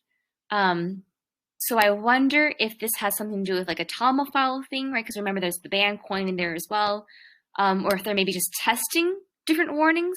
I don't really know what the answer is. But I if you see this on non-Swiss custody assets, then yes, that's something that's a cause for concern. Well, I've noticed it on several of the Swiss custody assets. It's not just this one; it's on several of them. Yes, there are some of them. I would imagine there would have had to been some legitimate reason at some point for it to be put on there. And the fact that it's still on there, just like I say, I've been following this for a long time now, and under Swiss custody, you would think it'd be pretty clear. I've seen the warning signs on others as well. But when it gets under Swiss custody, you go, whoa, you're stopping your tracks. You go, wait a second here. Why is it on this one? It just it doesn't make any sense to me. Maybe you could check with the developers and find out. I don't personally talk to those developers, so if anyone does, well, your contacts. I meant your contacts, and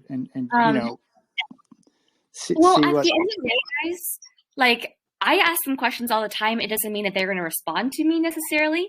Because sometimes they might look at it and be like, "Are you seriously asking this question?" Next, kind of thing. But one thing to keep in mind is Swiss custody has already been one of the leaders in merging domains together. So as an example, I made this post back in, I think, either September or October, but Westenwolf.in was the first one where they merged two domains together, which meant if you were to type in Westenwolf.in, those assets were also showing up under Swiss custody. And if you type in swisscustody.org, you could also see the list of Westenwolf assets as well. So that was the first iteration. Yeah, and I follow, and like I said, I've been following this for a long time, and I appreciate that, Emily. I've been listening and following, for well over a year now, and that's why it really gave me, because it has been vetted the way it has, and it is tied in to another, quote unquote legitimate, area. So Mo, my point in saying that is Swiss Custody and Westenwolf have already established or demonstrated that the white hats are playing around with different testing for their assets. I don't know what they're doing with this warning sign, but if they're using the same model, then they're saying, hey, we can test on this because everyone already knows that this is, already fully vetted. But it also, like, if you flip around the logic behind that, you could also easily say, okay, well, if you're brand new to Stellar and you haven't put in the time to do any research at all, and you want to buy into Ares or, some of the other ones, then those people with no research behind them, no understanding of what Swiss Custody is behind them, they're going to look at the warning sign and go, oh, okay, well, I shouldn't buy this one because it says scam. And that's going to prevent a lot of people who have not put in the time for research from getting this. And that goes to one of the reasons I'm raising it, is because you're exactly right, Emily. We want more people in, not less. And when you do a very simple, basic 101 research of it, you get hit with a warning sign. We've gone into some in-depth research here today. 99.9% of the people out there don't have the time to do what we do, don't have the expertise to do what we do, don't have the knowledge that we do. So when that sign is up there, boom, they're going to go away. And I think that's a real critical element to, us trying to find out, why is that there? Well, I actually like the fact that people who don't know what they're doing are going to find this and walk away, because,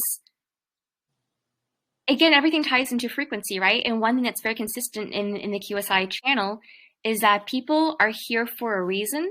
And I haven't seen anybody yet, aside from scammers and shills who've come on and now gotten banned, I haven't seen a single person who's legitimately in QSI for, a solid reason, who has not wanted to be a humanitarian. And so 1,000%. Yeah. That's 1,000%. And absolutely. And that's why those of us who have that well intention are trying to get there. And when we see something that doesn't resonate on the frequency, it's like, oh, wait a second. Why, we're aware. Okay. So we're like, wait a second, we're trying to build that wealth. And why does it say warning here? I'd like to buy that, but it just doesn't fit with everything that we're trying to do within the areas that we're saying are, fully vetted. That's all. I'm sure it could be a very good reason, but it just, there's something odd about it. Maybe one day they will come out with a reason and it'll explain it and we'll all go, oh, okay, that's what it meant. But in the meantime, it's a really, really good warning to then differentiate between people who actually do the research and have discernment versus people who are just randomly clicking on and trying to get lucky. And that discernment, that intuition that you mentioned over and over again, that's super, super critical for everything that we're doing, because this is the exact same kind of logic behind, hey, if you guys are following Q and some of the big influencers and decoders out there, how do you know which one to follow? Because both sides are saying the other side is the Black Hat disinfo agent, right?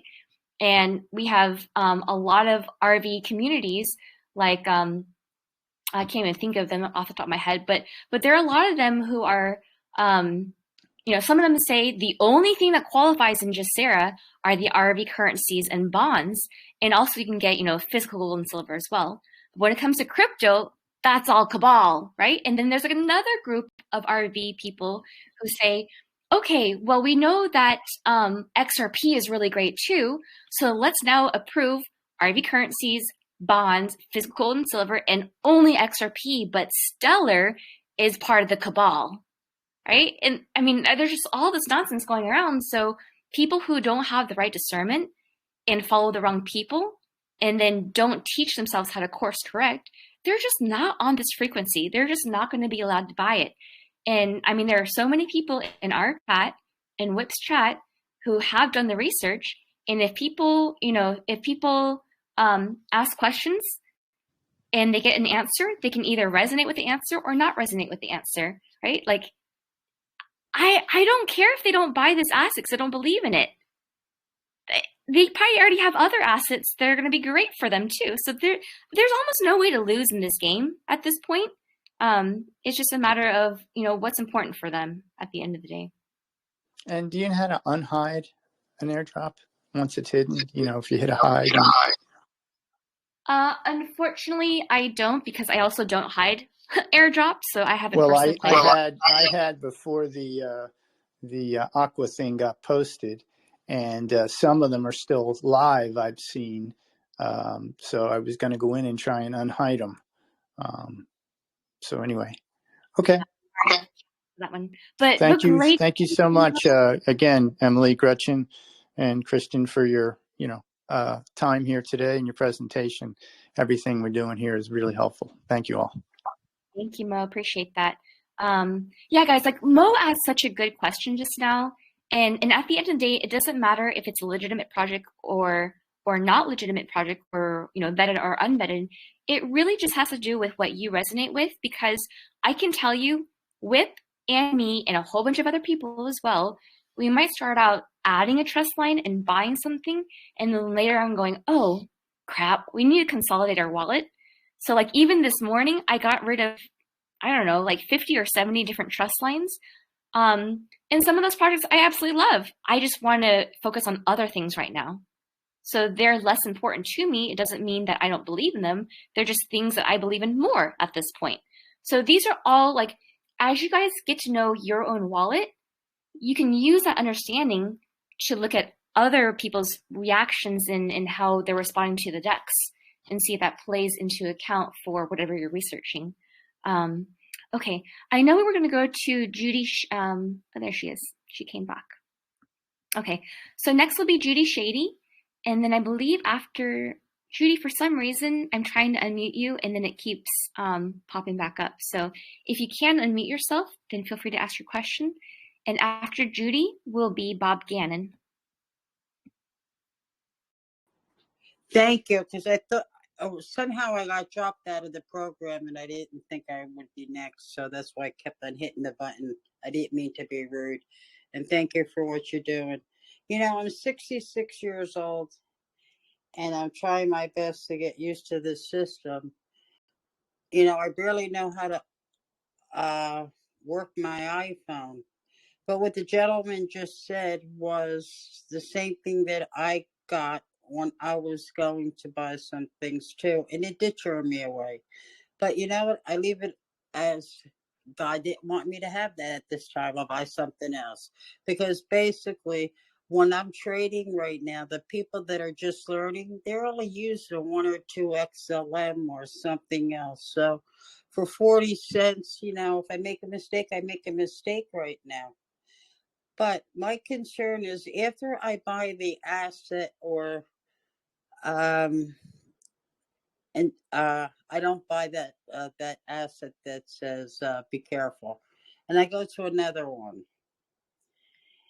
and once I buy it, it says pending and received. Am I paying again for a pending transaction after I buy it? Can you show me an example? Oh, So it's clear. So I don't have to pay again once I buy it. It's like not a monthly thing. Correct. Okay. My next question is, how do I get on the index exchange for the seized assets? I'm having a big problem getting there.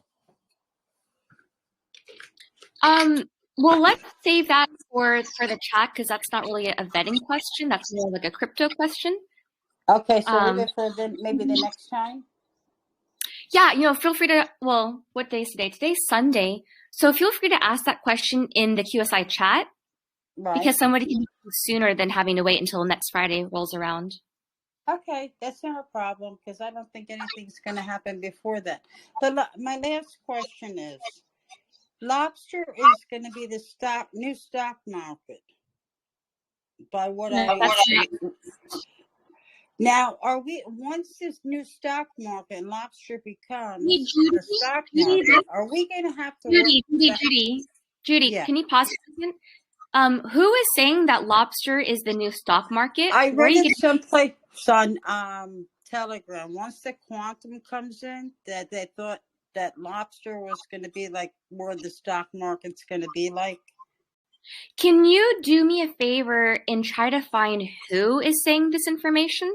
Okay. Because that All right. information is not correct, and I've been trying to figure out, who I need to talk to correct that information. Why is this the first? Is this the second time you heard it? More than 2 now. I just can't find a source for it. Yeah, I'll look on my other where it was, but I find this so hard. How are us older people gonna do all this? All I know is I'm just gonna buy a couple and that's it, and pray to God it works for my family, and that's it. But this is like a stock market situation here. Well, it's not the stock. Lobster is not the stock market, but again, that's not a vetting question. That's a crypto question. So I will address that in the chat. I just want to use up this call for that That's question. not a problem, and I totally understand it. But I have learned a lot from your channel today. Okay, cool. Thank you, Judy. Thank All you. right, so And thank you to that man that was previous. Thank you. Yes, Mo, good question. Okay, so Judy, let's table that, and then I'll answer that question later on today. All right, so Bob, you're up next, and after Bob will be Q Patriot. Thank you for having me on the call. I wanted to ask you about Doji token. That information, some information, I speed read it on chat, and it seemed negative.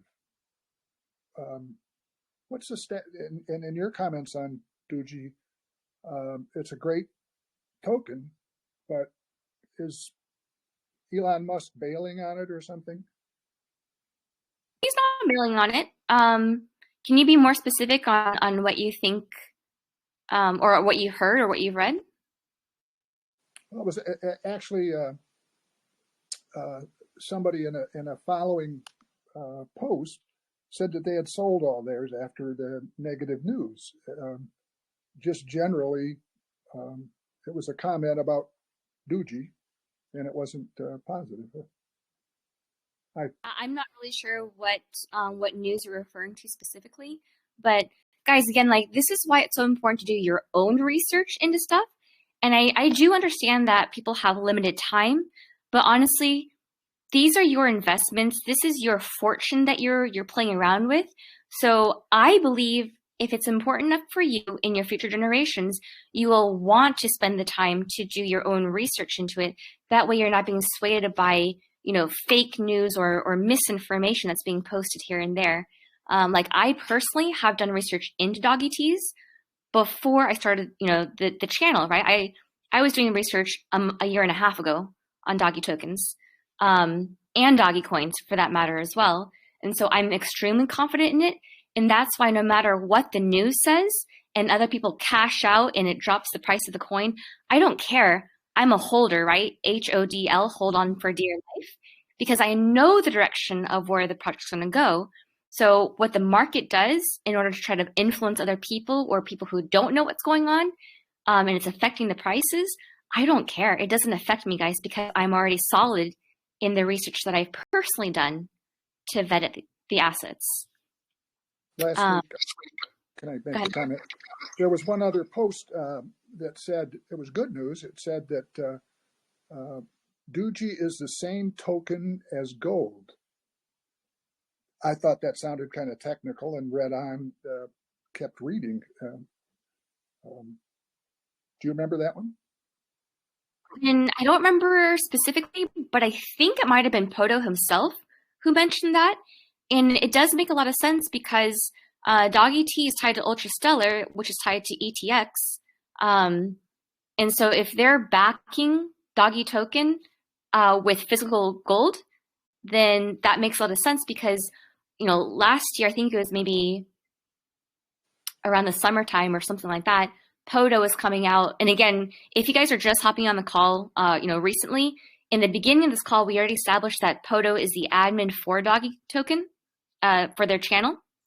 And we already know that Doggy Token works with Elon Musk, okay? So that's kind of like a baseline for their information. But they have always claimed to be a cryptocurrency and not a utility coin. So if they're now coming out saying Doggy Token is backed by gold, physical gold, then again, that makes a lot of sense to us because it just confirms the narrative that they've been saying for over a year now.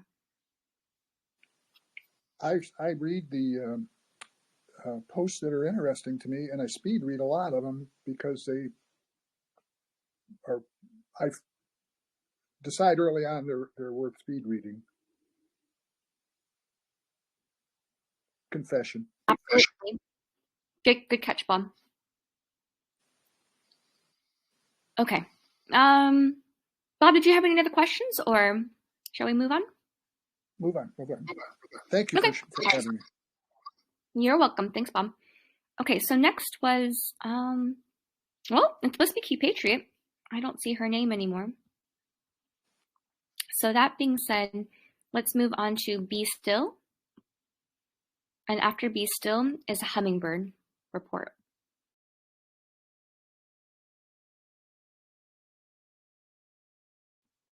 So Be Still, if you are here, you have to unmute yourself. Thank you. You were asking about where does this concept of lobster being the new stock market come from? Early on, and you need to ask Whip, early on, Whip did not know if there was going to be a new stock market after the flip. He speculated there would not.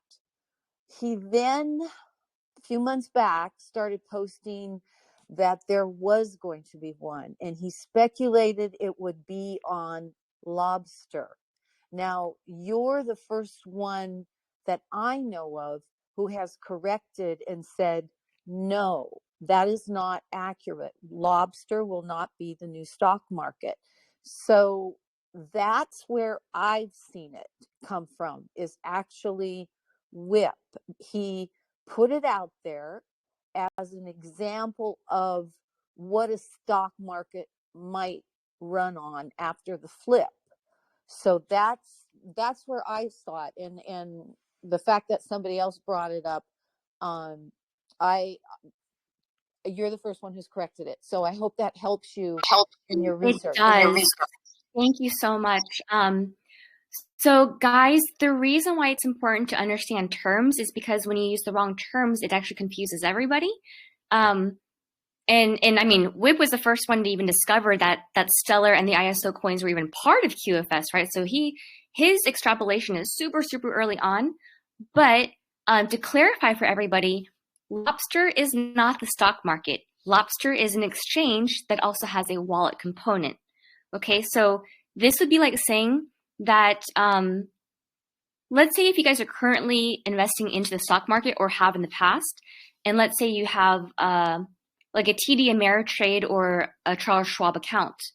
That's like saying that TD Ameritrade is the New York Stock Exchange. It's not, right? It's just an exchange that you can use to facilitate purchases. Well, that's what Lobster is. Lobster is an exchange on the Stellar network that you can use to facilitate, just like Scopely and APay and Stellar Term and Stellar Port. And I know there will be many, many others that come out because I've already talked to some of those teams who are in the middle of programming. Hey, Emily. Yep, go ahead. Aram posted in our task force channel and Whip posted it March 18th. And it says Lobster is the brand new stock market on planet Earth. Okay, I will talk to him. You'll have to talk to him. Okay. Yeah. Thank you. I'm like, who is this idiot? Whip. Okay, I'll have him correct his wording so he doesn't keep forwarding that information out. Thank you guys. Okay, so Q Patriot, I know you were up on the list. Yeah. Okay. Yeah, I'm here. So I'm trying to understand the vetting into more depth, and one that, I don't know, WIP had posted this last year and I had gotten them, but it was exchange.stellarankers.com. So I went into there to the SDEX and started going in, and of course it goes all the way back. If you click onto it, it goes all the way back to like 2016 and 2015. And also through Binance hands as well. But how do I determine that one is a fraud? I mean, I haven't done the research, so I can't tell you step by step, but you would basically go through the process that we were talking about today and try to find all those different avenues to either verify that it is legitimate or verify that it is a scam. Well, I guess what I'm saying is it does have, traction, but it has turned hands, and it goes all the way back to 2015, 2016. So then it's just up to us individually to decide. Yeah. I mean, it's kind of the same as like, when you guys are looking at Q posts, do you believe it or do you say, nope, that's one of those crazy conspiracy thingies and I don't believe it because those people are crazy. Usually what's going to happen when you guys are doing your vetting is you're going to spend, whatever that timeline is, whether it's a couple minutes or hours or, days, weeks, whatever. And you're going to come to, unless it's, blatantly obvious that it is a scam or it's not a scam, more often than not, you're going to end up a little bit confused and you're like, I don't really know what's going on. And so I don't know when you guys, joined the call, but when it's a project where I don't know exactly what's behind them, those are the ones I just don't buy. I just sit there and I wait for more information to come in. So I want you guys to know that it's completely okay if you are going through the exercises of trying to vet and you just get confused and there's nothing definitive behind it, because that's going to happen all the freaking time. Thank you. I'm just, like I say, I'm going through the ones since I've been following them since last year. And yeah, a lot of them are coming up to be scams, but some of these bigger ones, I'm not sure, and I just don't know. So thank you. Welcome. And guys, I haven't really made a post on this. I just kind of been talking casually about it in the channel, but there's a really, really big distinction between what I would personally consider a scam versus a project that doesn't have a lot of merit or traction. And the way that I define the difference between the two is a scam is somebody who comes in with a nefarious purpose and they have, basically no good intentions behind them. And they're trying to get people to pay for their stuff, knowing full well that there's no utility, there's no currency, there's basically no reason for them to have any valid future for them. And maybe they're using, really convoluted marketing tactics, right? So as an example, again, we're going to go back to USRC and FedCoin. I definitively label them as a scam. I definitively label Retrograde and Osh token, ETE, EMT as scam tokens, and there are a couple others I can't remember off the top of my head, because it's been discovered through the vetting process that there was no legitimate reason for those assets to exist. There's no real team behind it. They don't want it to go anywhere. There's no development behind it. There's no true marketing behind it, right? They literally just, they made something to make a whole bunch of money, and then they disappear as soon as people call them a scam, right? They're basically running away and then starting a new scam all over again. Versus a project that doesn't have a lot of legs behind it could be, hey, maybe they're super legitimate as a person, right? They're a real person with a real concept, but maybe they don't have the right team behind them. Maybe they don't have the leadership skills or the management skills behind them to actually give it, significant boost or credibility or traction. And those are two very, very different things, because you could have an asset that doesn't have a lot of weight behind it right now, but if they do get the right team behind them, they could actually really go somewhere. And that's why I try very, very hard to make sure that I don't label anything as a scam if they're not actually nefariously doing something to harm people. So as an example, like with those airdrops that people are receiving, unless you go and you vet the domain and you've discovered evidence that people are nefariously trying to steal your money and do something, bad, I would not actually want to label them as a scam coin. I would prefer to label them as, a project that we don't really know what they're doing, and we don't know if it's going to go anywhere. And because of that, right now, there's little or no value behind it. And that's kind of how I would prioritize things. Thank you. I don't want to call them a scam. I'm sorry. I was trying to, how would I know if it's a scam or not? As all. Sorry. I want to rephrase that because I don't want people thinking it is when I don't know. Right. And again, at the end of the day, how do we know if it's a scam or not? I only call something a scam if I can find definitive proof beyond a shadow of a doubt that when I say, hey, I'm going to show this evidence to you, and you're going to go, holy crap, yeah, I definitely think that they're swindling something, or someone rather, that I say, yep, this one to me is a scam. So, to kind of rephrase, when we were discussing OSH and ETE and EMT and retrograde earlier on this call, it's because when I was doing research on them, I found out that the people, the team behind those projects were not even real people. They were people stealing other people's identities. That to me is nefarious. And therefore, I labeled them as a scam. Thank you. You're welcome. All right, so next, let's go to Chem Spider, and then after Chem will be Rashad.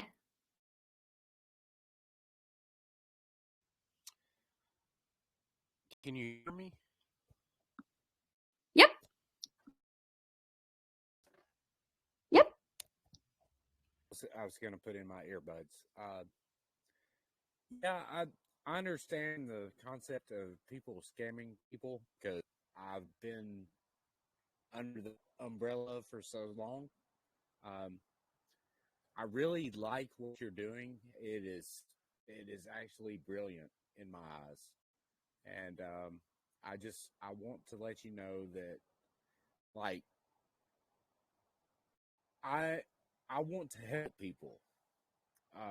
My goal is to be a healer, and I got 30 ounces of silver in today. So, I've been investing in assets, like burning this cash as fast as I can. And I was do you have a and I appreciate your comments, so thank you so much, and the team appreciates it as well. Do you have a question on the vetting? Yeah, how do you vet? Because I've had so many people come after me, and I've been like dancing around these people, like all these scammers. But I know that you guys are legit. Thank you. Kim, I don't know when you joined the call, but this entire call was a little workshop with live demonstrations on the actual vetting process. So I'm going to mute you just a quick second because I'm getting feedback on your side. But this call has been recorded, and I think our experiment went pretty well, Gretchen and Kirsten. So I'm okay with posting the recording. So Kim, in your case, after we post the recording, feel free to go back and take a listen to it because we walked through. It was like I think the first hour or so, or maybe a little bit longer. We went through some different methodologies on how to actually do the vetting process. So hopefully that'll be enlightening for you. And if you do have questions, obviously just ask in chat. We can help answer as well. Okay, next we'll go to Hummingbird Report, and after that will be HP. Hi, Emily. Thank you so much for taking my call. I want to thank you for all the work you do. and I have to ask this question because I have no other way to communicate with you guys. But on Friday, I got booted from the chat and I can't comment on the main station anymore. And I have no idea why. I don't comment on anything.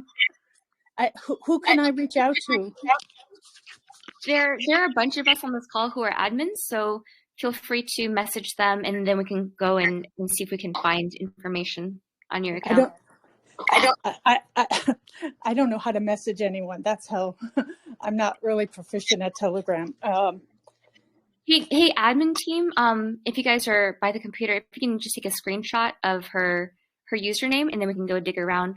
So sometimes what happens is if people are in a channel and they've been booted and maybe they've never commented before, and let's say they try to make one post and all of a sudden, boom, they're banned. If they're not, obviously a troll or a shill, which warrants a ban, but maybe they have, some kind of good information, or they were trying to share something relevant and they got banned, oftentimes it's the protection bot who thinks that you might be some kind of bot, and it's going to automatically ban you. So that's just an FYI. Hummingbird, do you have any questions on vetting? No, that was my question. I'm sorry. But you brought up the shills and things that you got rid of, and I just wanted to bring up that I wasn't one. Thank you for letting us know. Okay, yeah, so admins, if you guys can help me take a look at that account and let's see what we can do. Thank you. Okay, so Rashad is next, and after Rashad will be HP, and then Nancy.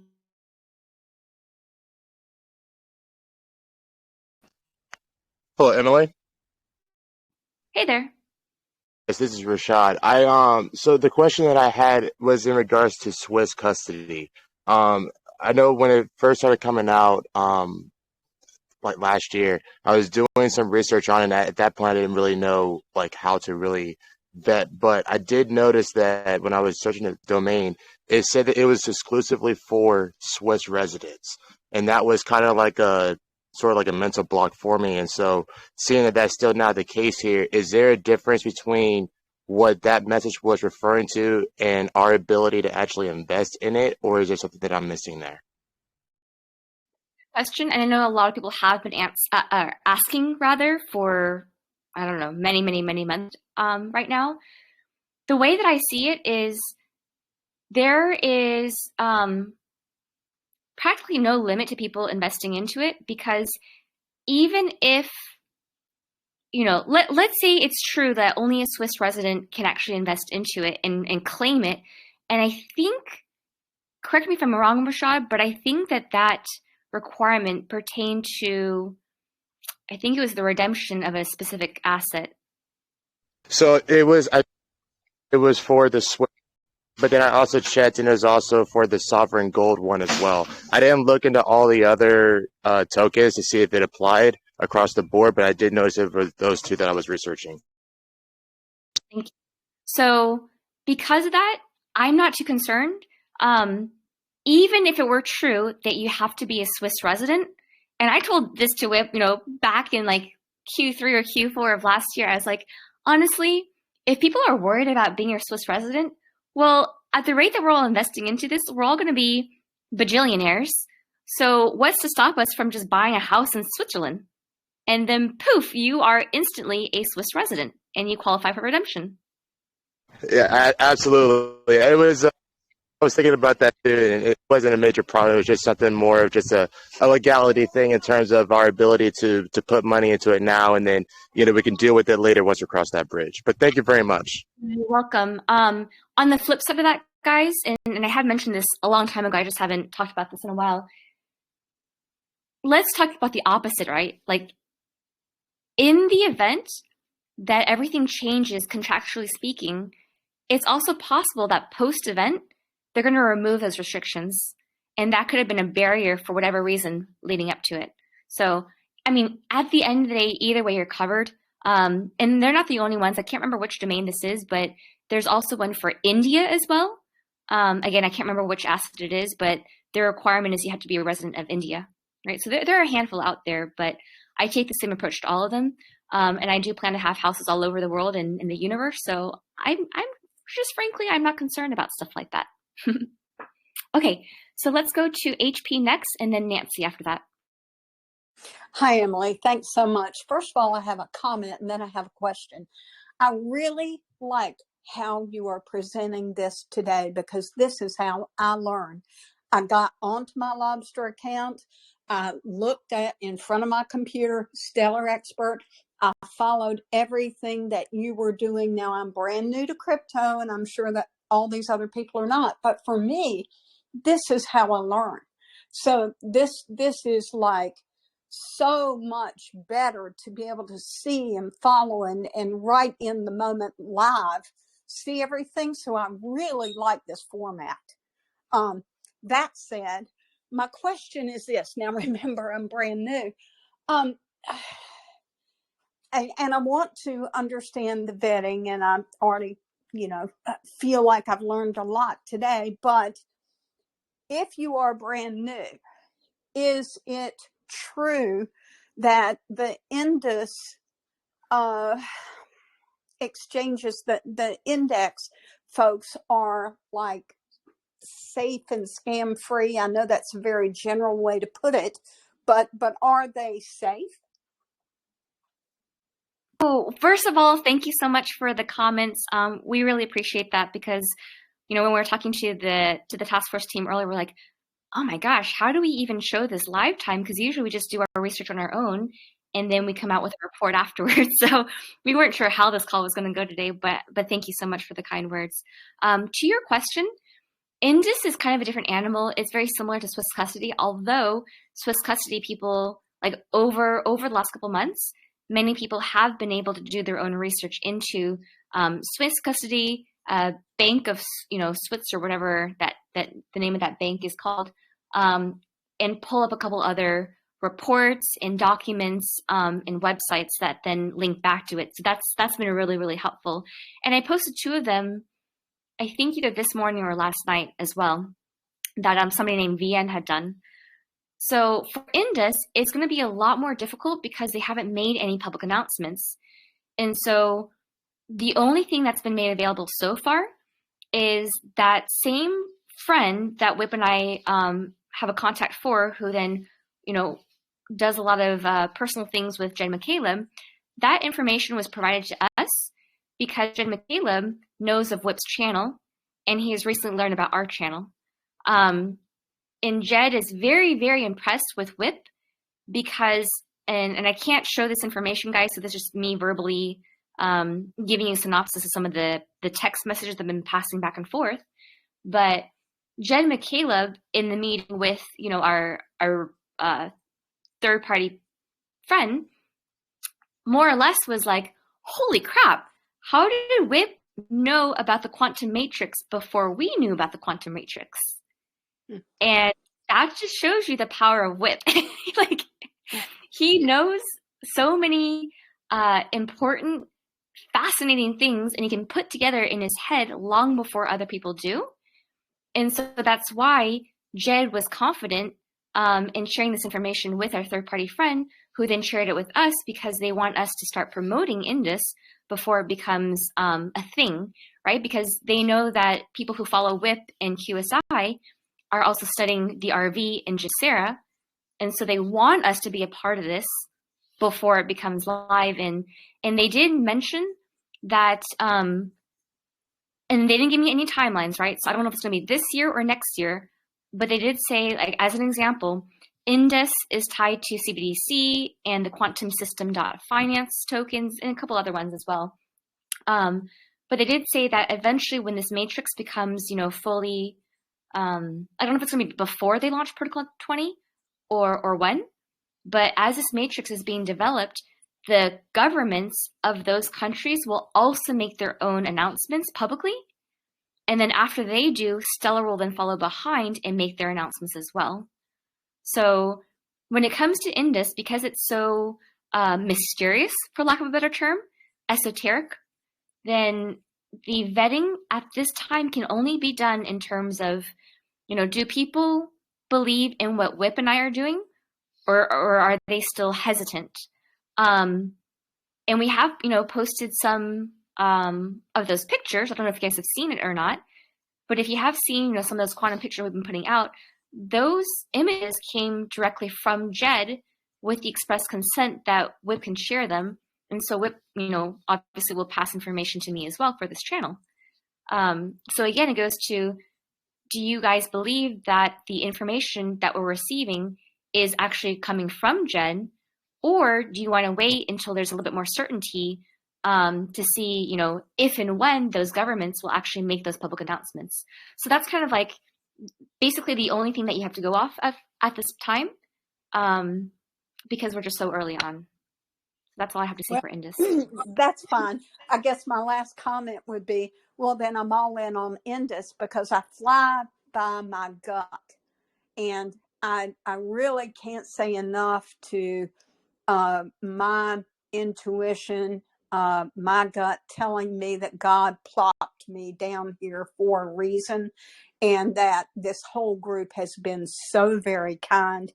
And, there's an honesty here, and there is a higher purpose here that's driving everything, that leads me to believe that it's checking out.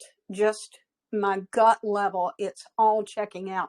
So I'm all in on Indus just because my gut tells me that WIP is who he is. I don't know who he is, but he is the person that I believe him to be, and you are the person I believe you to be, and I believe you're doing God's work. So if all I have to go on is that, I'm all in. Well, thank you so much. That was really moving. I really appreciate that, and I will definitely convey that message to WIP as well. Thank you so much, HP. Thank you. Okay, so Nancy, I know that you had your hand raised earlier. I'm not sure if you still have a question. If you do have a question, please, wiggle your hand around so we can unmute you again. Okay, thank you. Go ahead, please. And you have to unmute yourself, Nancy.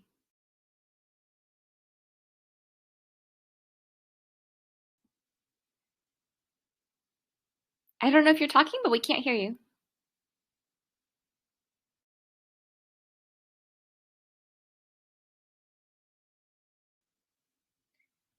Nancy, we still can't hear you. Nope, still can't. Okay, if you are having microphone issues, then feel free to just ask it in the chat and we'll pick it up over there.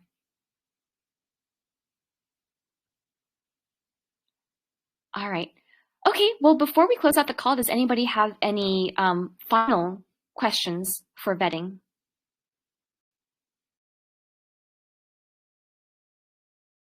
Okay, so we'll end the call with James. Okay, James, go ahead.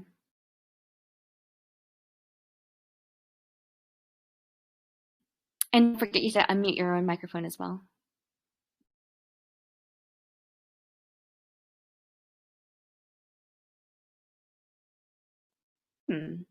Okay, same issue with James.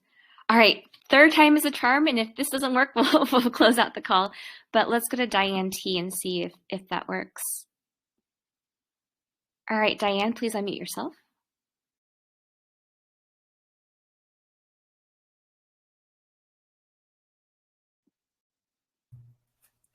Hi, Kirsten brought up in her brief presentation 2 things that were new to me. One was the mind map.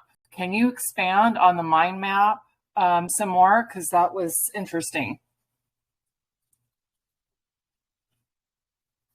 Sure, no worries. I need to share my screen again if I can.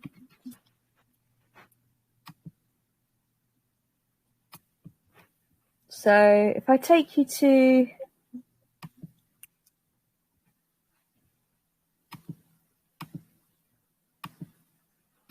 I can't share my screen.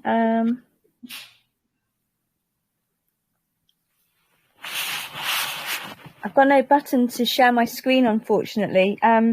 What I'll do is I'll post a link to the Doggett, to the Stellar one, in the QSI chat afterwards, and then you can just click on it and have a look. Okay, is it something you need to subscribe to? It looks like a third-party kind of informational toolbox. I'm not familiar with it. It's called Gitmind, and it was a free app online, and you can download it if you want to, so that you can store what you're building somewhere else. But I just found it really helpful with regards to colours, as whose asset was who and whose trust line, was connected to who and how many tokens they had. And yeah, you can really get quite in depth with it. So I'm sorry I can't share the screen, but I'll certainly share you the link. Like I say, I'll put it in QSI chat, and then you can pore over it at your heart's content then. What I will say is, in the bottom right hand corner, there's an icon that looks like an eye. If you click on it, it will bring up a red box, and it will help you navigate around the screen, because there's quite a lot of information on it. Okay, super. That's awesome. And then while I was on the call, I went into the Stellar TOML checker, and that was also very helpful. So thanks for sharing that. Yeah, it's something I've only just found out recently about. So I want to do a bit more in-depth exploring into that myself. If there's anything else, then just shout out in chat, and if we can help, we will. Okay, thank you. Thank you. So I haven't mentioned this to the greater QSI community yet. I've only mentioned this in our task force team, but some of you may know there's a guy named Josh who's actually part of our task force as well, and he is a developer. And we have been, or when I say we, he and his team, basically a company of developers. He does a whole bunch of different kinds of different things, but he has actually been very busy for like the last, I want to say 4, maybe 5 months, in building out a research tool for QSI. It's not fully operational yet. We've still just been kind of beta testing in the background for it. And essentially what it will do in the future is, at least where we're trying to position it to be, is almost like a combination of Stellar.Explorer with that Gitmind tool that Kirsten was showing everybody earlier, plus the ability to then add your own personal notes. So that way you can customize it. And we're also toying around with the idea of, not only can you store your personal notes, but if there's a way where people can submit notes as well. And so, maybe there's a team that can kind of help fact check stuff and then put additional notes out there for the universe.